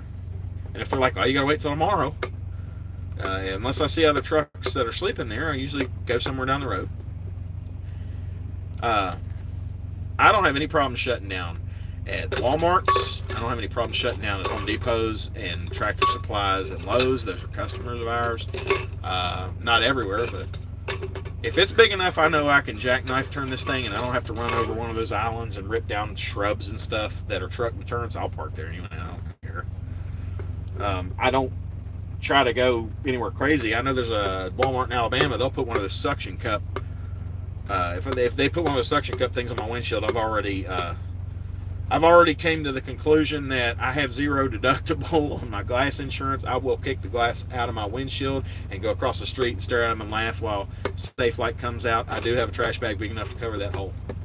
I think that's crazy that they can just put that on your truck and say, well, you were parking on private property. Well, you climbed on private property at a risk because I own the equipment. You got hurt. You could have sued me. So if you're going to be late for an appointment, you can still call the shipper and receiver, not the BOA. Schneider will tell you that you should not interface with the customer unless you're in person and it's conducting business. At least that's the way I remember it. However, I do it in a professional manner. I'm like, hey, I'm a driver. I haul for Schneider, and I'm coming to pick up a load. Usually they'll actually entertain it further and go, okay, well, what's your load number? And so you give them whatever information you've got. And then they'll tell you yay or nay, or they'll say, well, we don't know, or it's the guard shack, and like, honey, I don't know what to tell you. In which case, you know, I continue when I show up. I'm different, though. Not everybody's that way. Some people stay rigid. Like, from what I'm listening to Stretch, what he was posting, you know, guys that are watching him too, when Stretch is talking about it, he seems like the kind of guy, he keeps whatever the appointment is. I typically don't run late. You're really going to have to work hard to not make your appointments, man. If you run decent, you've got experience. You talked about pulling reefers and stuff. You're not going to miss a bunch of appointments. If it's wrecks, weather, stuff like that, you're not going to have anything held against you. I've never had one cancel if I was late. I've been late maybe 4 times in that amount of time. There was one of them was a fatal wreck on 65. Go figure. You know, there's been several reasons why I've been late. With the 4 different times, it was 4 different things, but I mean, what are they going to say? You were late. It's trucking. You know, not had my contract canceled over any of them yet. The worst one was Sam's Club that was a third party, which there's very few of those, but there are third party Sam's Club and Walmart distribution centers. They use like Ryder or somebody. And I showed up, and the information in the computer said 3 p.m. delivery. Somebody had put it in as Central Time, and it was actually 4 p.m. No, excuse me, I had that backwards. Basically, I missed the appointment for a time zone somehow, and I could not go. Adios, Chris. I'm almost done here, just chatting with Sam and Nate. But Chris, sleep well, man. I'll do another one of these lives in a few days or something. It's interesting. It's not going to be near as long next time, guys. I swear to God. Because this is It's good to talk to you guys though and get some of this stuff out. I would talk to your BOA until you get comfortable. That's what I did. Now I just call them. They're not going to fire you or end your contract if you talk to a customer, unless you talk to them like an asshole. And you know what I mean? Like, really, what are you hurting by asking if you can get loaded early? It makes Schneider more money too. They keep 35% of everything you do, so you can kind of do whatever you want to do, my man. It's your business. It's hard to get in that headspace. I know it's hard to get in that headspace, but you the boss. They can get rid of you on the contract, but I mean, they explicitly tell you what you got to do to be out of there. One of which is getting in a wreck. You get in a wreck, it's determined to be your fault. You just going too fast. You weren't paying attention. Distracted driving. Driving too fast for conditions, that kind of thing. You're liable to be cut loose from your contract, and now you got to go find a place to take that SFI truck. Now, if you wrecked it, you got insurance and stuff, you're back to square one, and it'd be hard for you to get another truck, but it's not impossible. There's guys that do it. I already mentioned another one of those guys, Rolling with TV. I hollered at him once. He answered a couple questions. We don't talk or anything like that. I like the guy. He seems like a very down-to-earth guy. He does a lot of editing. I just do intros and post videos on my regular, post like dash cam stuff, and I go to YouTube and I use the YT1 YouTube downloader, and I use royalty-free music for all my music and stuff like that, so I don't got to do, like I said, I'm not monetized, but I don't deal with any of that copyright claim crap or nothing, but that's what I do. Let me make sure nobody's got any unanswered questions here from Sam or Nate. Nate, Sam, any more questions between you guys? Because I'm going to sign off. I'm getting tired, but I'm not going to cut off if you guys got any more questions. If you guys want to ask me another question, go ahead. Appreciate you taking the time. I'll be on as long as I'm not driving. I will also tell SFI and Schneider that you referred me. Well, thank you, Mr. Nate. Greg Milam, Greg Rosen, what they call me. Somebody just came back in here. Let's see who it is. Whoever you are, unless you hate us or don't care and you're indifferent, send me a message. Nate or Chris or whoever, and Sam, if you're still in here. I will do more of these, but they are not going to be no hour and 45-minute shows. Sam Crow says he's thinking. Dude, I'm thinking too, and it's like Butthead from Beavis and Butthead with that little light in it. That baby. You know what I'm saying? If you are going to do the ketosis thing, I do like Diet Cherry Pepsi. I like the cherry pops, but Dr. Pepper Cherry Zero is very hard to find, but it's kind of like a blue label. Best no sugar pop, period. Bam Bam. That's just a little dude. What's that mean? Does that mean you're here? I don't know. I'm not. Is that what the kids are into nowadays? Oh, man. I should have been, if they ever go back and do an earlier version besides Better Call Saul of Breaking Bad, I should be a younger Hank Schrader. Yeah, hey, Mr. Bam Bam, if you're just listening, whatever, you guys shoot a question. I got about 3 more minutes here. I'll go to 140 or an hour and 45. We're at an hour and 39 minutes now. That's something that gamers do, is live whatever. Yes, Bam Bam, you can ask me a question about taxes. I cannot advise like a CPA can, but I'll tell you what I do, or what I would do based on the knowledge that I have being in business now. Shoot, man. You can ask me anything you want. You can ask me if I'm trans, but the answer is no.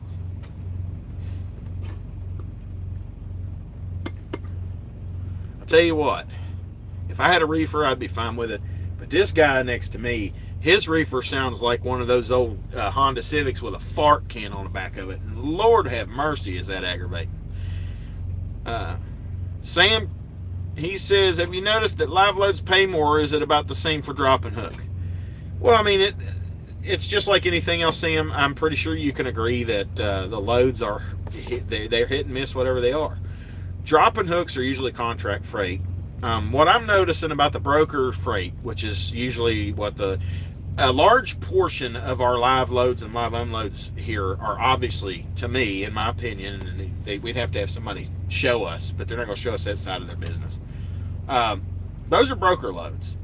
And those are going to go up and down with rates. Rates are stupid right now from what I'm seeing here. You could talk to people like CEO and Thor and Thunder, and there's a countless amount of these guys. Those are my two guys. I mention them all the time, but that's because they started me. Their videos did. But I would say that the broker loads are going to adjust more for the rate market than contract freight, because whatever the contract that Schneider has for customers, like the DC style stuff or store deliveries, basically that just seems like to me, though the drops and hooks are going to be your steady rates, and the live loads and live unloads is where, that's exactly how before this Florida load, it was a live load too, but I just wanted to get out of that cold. I didn't have to go to Florida. But yeah, until I took this Florida load, I was averaging 322 a mile for all miles for the week, including my deadheads. I didn't do much deadhead. Of course, I was lucky to draw. All right, so Bam Bam's question about the taxes. In an S corporation, do you pay yourself a lump sum at the end of the year or weekly for your W-2? The way I do it, Bam Bam, is I pay myself a salary and also pay my wife a salary. I have a child support obligation in Michigan. I do not mind paying child support. I know a lot of guys do. Michigan's a state where unless the woman is snorting quaaludes off a dude's hog in a hallway after she stripped all night, you ain't getting that baby. Even all the way up to the age of 18. They will consider what the child's wishes are, but it is not a cut and dry, I want to live with dad, and it happens. So I got to pay child support, and that's fine. I don't have a problem with that. But whenever you start talking about your truck made $250,000, they start, cha-ching numbers, and then they want to start trying to get you nailed to the wall. Well, what they don't understand is all that money is the gross revenue. When you're talking about my profit, I bought a truck out of that profit as well. So what I actually bring home in income is my income. The rest of the money that's still in that bank account is the business funds. That's not, basically they have to base my child support and stuff, or any obligation that you would have like that if you had alimony or anything, which I don't have anything like that.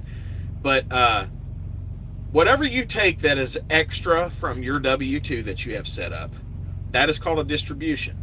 And you pay quarterly taxes on your distribution just like you're a 1099 guy. If you've been paying yourself out of your business money all along, just, hey, my money is the business's money, it's the same pool, so to speak, you're going to pay quarterly on all the money that you've earned, because that's the way you do it. If you're an S corporation, you're not really an S corporation.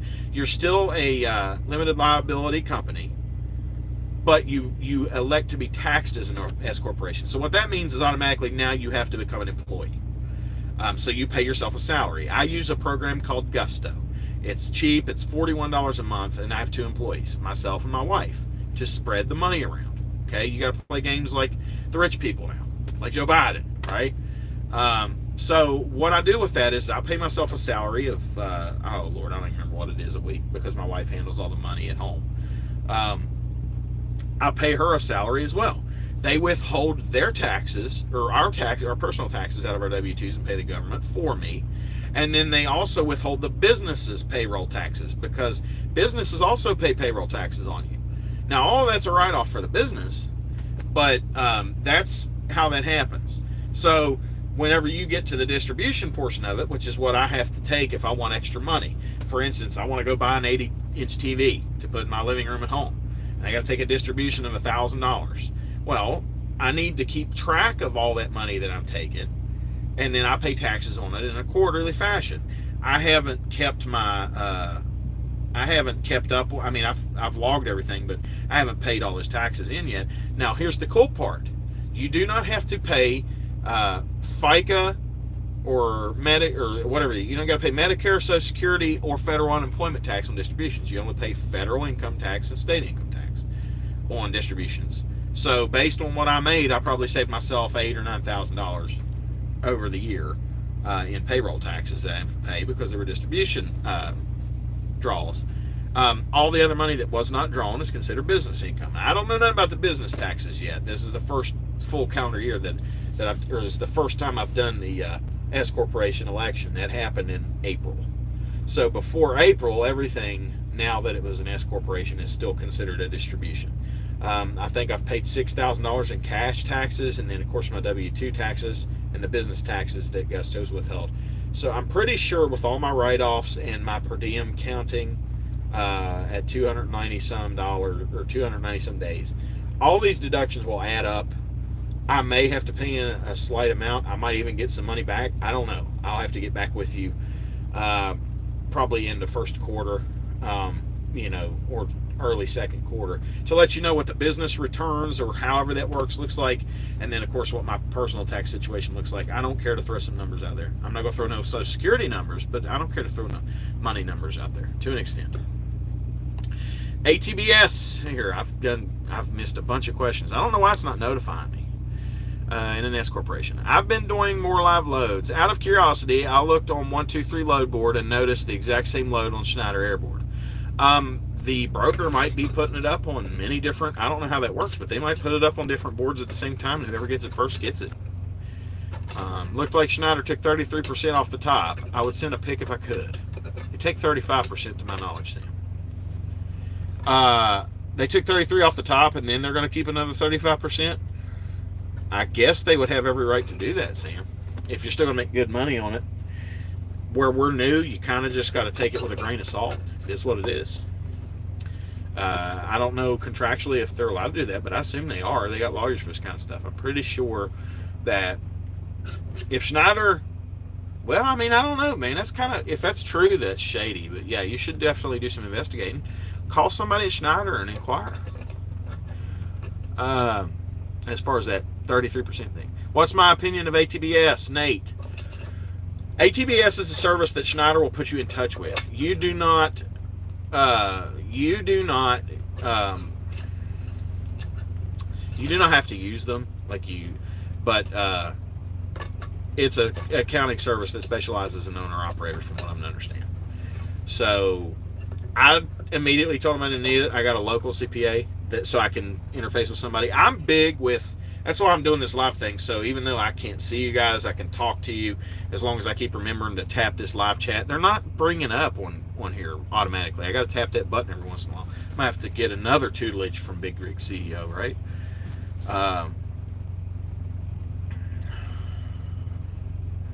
But yeah, ATBS, from what all, my buddy Tufford uses them, and he's not had a problem. They got him his money back, whatever, no problem. I don't even know what the service costs, but I worked with a guy named Steve Cross for like a couple, whatever. So it's not a big deal. And Sam has confirmed that they were not double dipping on the load. So there you go. It's not necessarily a shady business practice. They said 35. They keep roughly 35 based on these numbers. Sam, I got a question for you. You guys have to sign a new contract every year here. You understand that? I'm pretty sure it's past the first of the year. The contract you just signed is airboard. I'm pretty sure everybody's on airboard. I think they did away with choice. You can't choose back to choice once you sign to air. I think it's over. I think it's all airboard now. They want to move broker loads. It's a lot. It's too much money for them to not have all the guys picking some of those loads. Do you know what do you happen to know, Mr. JJ put in here, do you happen to know how long the waiting list is for an SFI truck? I heard that it's got longer. I don't know if it's partially due to guys like me getting out here and having these success stories and showing you guys, or it's the simple fact that there's a lot of problems in the supply chain, building trucks, hecho in Mexico and hauling them up here in the case of Freightliner. I don't know if it's that, or Schneider doesn't want to commit to mine more. I will tell you what I understand from my eyesight is that Schneider will always have company drivers, but there's still liability because it's their numbers we're running. But it's more lucrative, I believe, for them to just pretty much have trailers and their numbers on the side of the truck of the game. Trucks are a very big variable in business. Breakdowns, drivers hitting and tearing shit up, not taking care of things properly, and even if they're not doing anything wrong, getting backed into at a truck stop. Schneider, if need be, can find a way to get that box off your back and put it on another truck, and not have to worry about how you fix your truck. Now they've left you in the dust as headache they don't got to deal with. You got a company man out here having problems like that, they got to deal with it. That's one less thing they got to deal with. But as far as the length of time of this, Chris Spollinger done left on me. He's shutting it down for the night.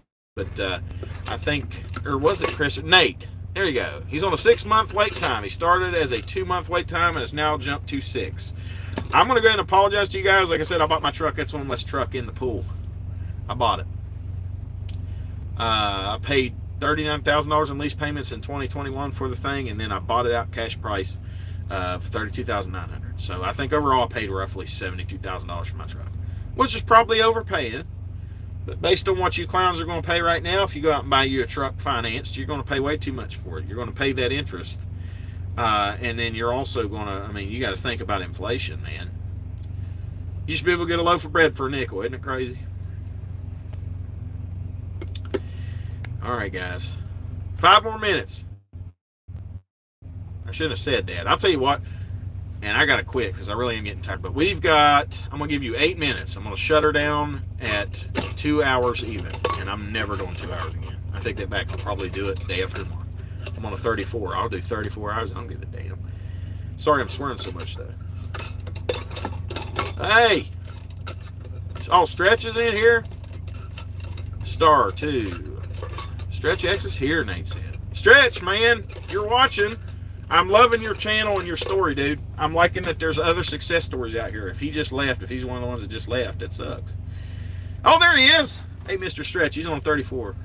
I am not on a 34 yet. I was going to try to get to Florida. It's going to be tight.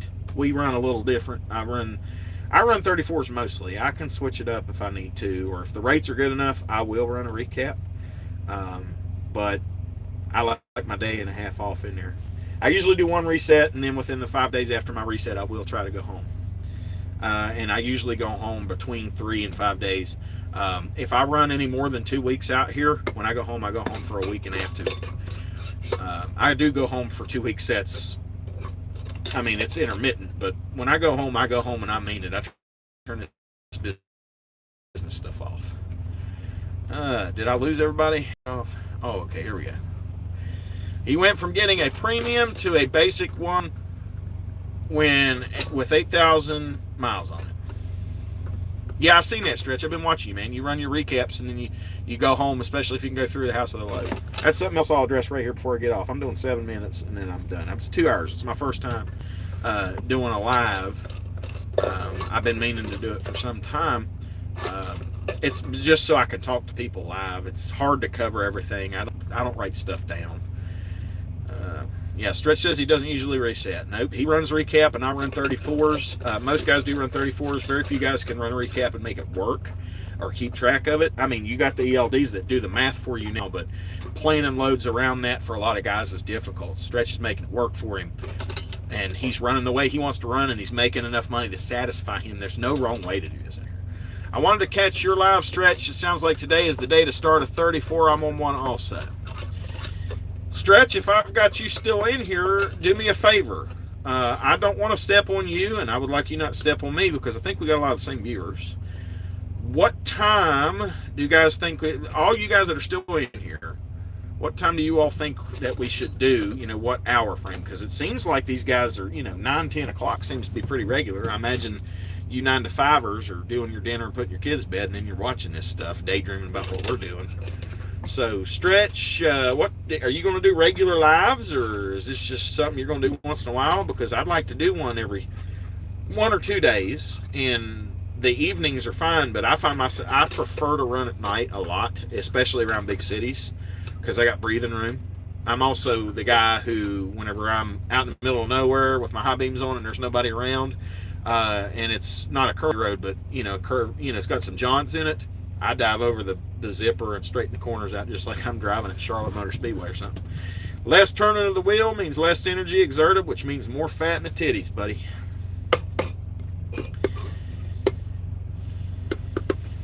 Still waiting on a couple more if anybody's got something else. I got 6 guys in here and 5 likes. Well, that's BS. There's somebody in here who didn't like it. I don't care, honestly. I just like talking to people. Stretch, I'm going to show you too. I already showed these guys. Give me a second. All right. I showed this way earlier. I don't know if y'all know what this is, but that right there means that your shame does not have to be coupled to being uncomfortable.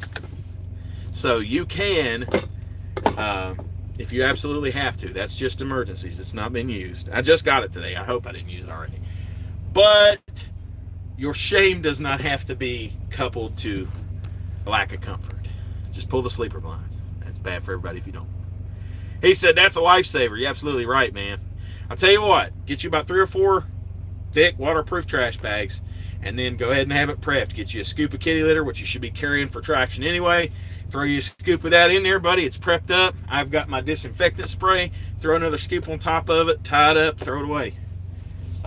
Because I don't know about y'all, but if it's a monsoon or it's freezing cold and all I got's a porta potty, or if I see Hep C laying on a seat, I'm tired of hovering gorilla in the woods. You know what I mean? This live deserves more likes.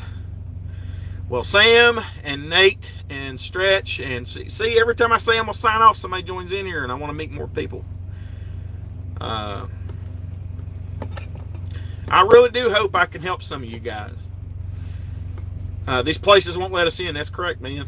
Stay out of the blue states. You know what I'm saying? I hate to say that because there's good people regardless of your persuasion. But it ain't working. The vaccines ain't working. The social distancing. Let's call it what it is. Stay the hell away from me. Give me some space. I'm social distancing. It's like that's somebody trying to use pseudo logic. Somebody that's trying to use big words. Rush Limbaugh used to call it circumlocution, which is using way more words than necessary to get a point across. I'm really good at that. I don't know where everybody else is at, but like I said, I'm in Kentucky off 24, not too far from Clarksville, Tennessee. This Flying J. There's a pot across the road. I don't remember what the name of the town is now. But that's where I'm at. I'm headed to Marianna, Florida. I'm running away from the -4 degrees where I picked up the avian product. We'll leave it at that. And I'm going to deliver down there, and if I can get down there to do my reset, I'm going to ask the customer if I can leave my empty trailer that I'm supposed to take back with me since it's drop and hook, and tell them I'm going to come back in a day and a half to pick it up. I'm going to PC down to Panama City Beach, park one of the public beach spots, bobtail, and then I'm going to walk the beach on my 34. Do you have an opinion about Trucker Path? I will tell you, I don't use Trucker Path. Are you talking about like for the GPS or like truck stop listing and stuff? If you're using Trucker Path, I'll show you what I use, and it was worth the money. Actually, I think I spent $100 on this thing, and I think it was $500 at the time. But I saved my pilot points for I don't know how many months, but you fuel so much. If you're not fueling at Pilot Flying J's, you're crazy. I was going to say stupid. You're crazy.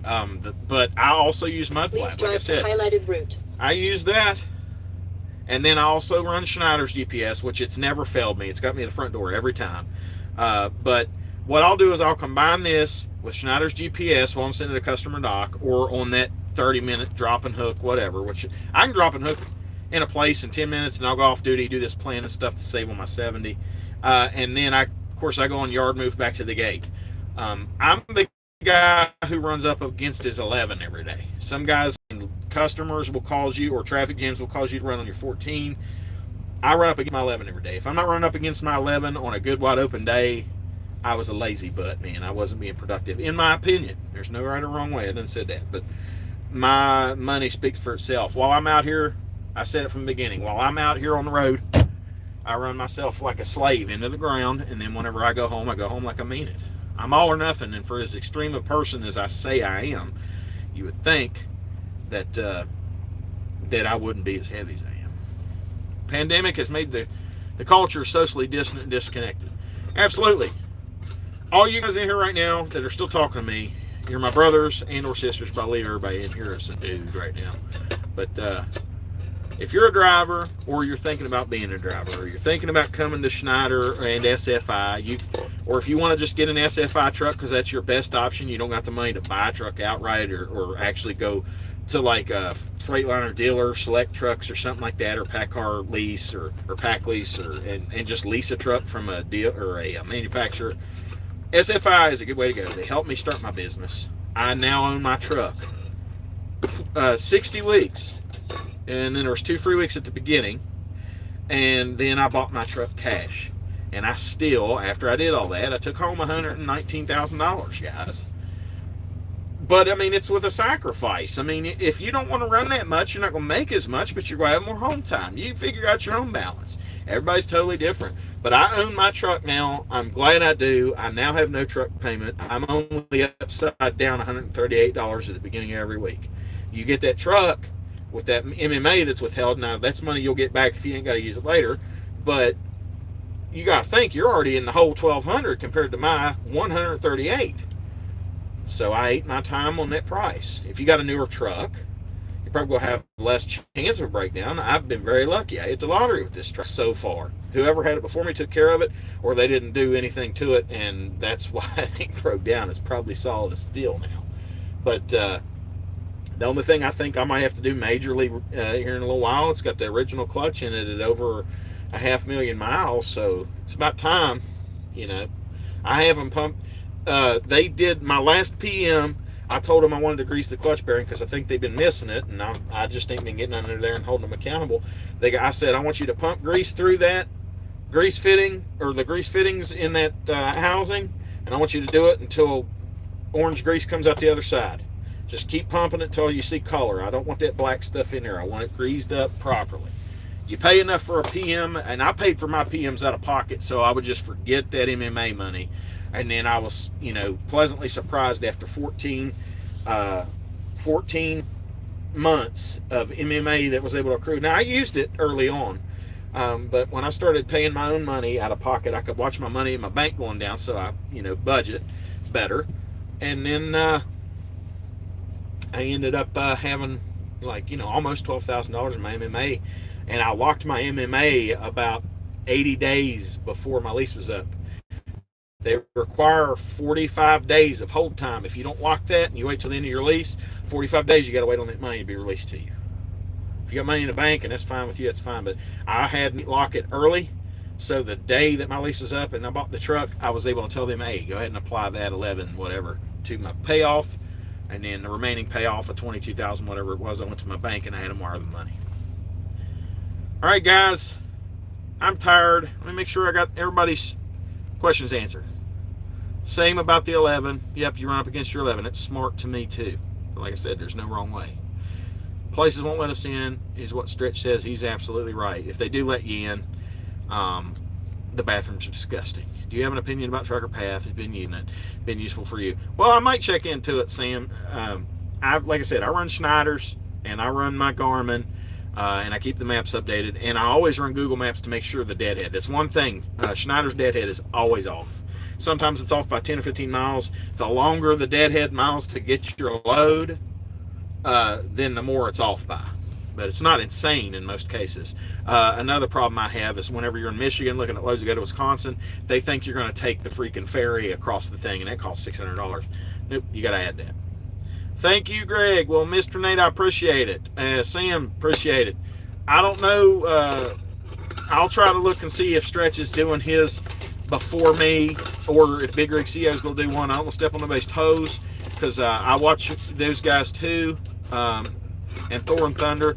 But I'll do one in a few days. Matter of fact, I'll schedule it. Stretch, if you schedule yours, I'll watch, see if you do it. But probably tomorrow morning or whatever, I will schedule mine ahead of time so everybody can see when it's going to be on there. Maybe we'll get more people in it. True about the deadhead, it updates after booking, it seems. Yes, always run everything through Google Maps. It'll save you on your deadhead miles or give you a more true place. Guys, good night. Keep it upright between the lines. If you're watching this later, I love you. God loves you. Let's make some money out here.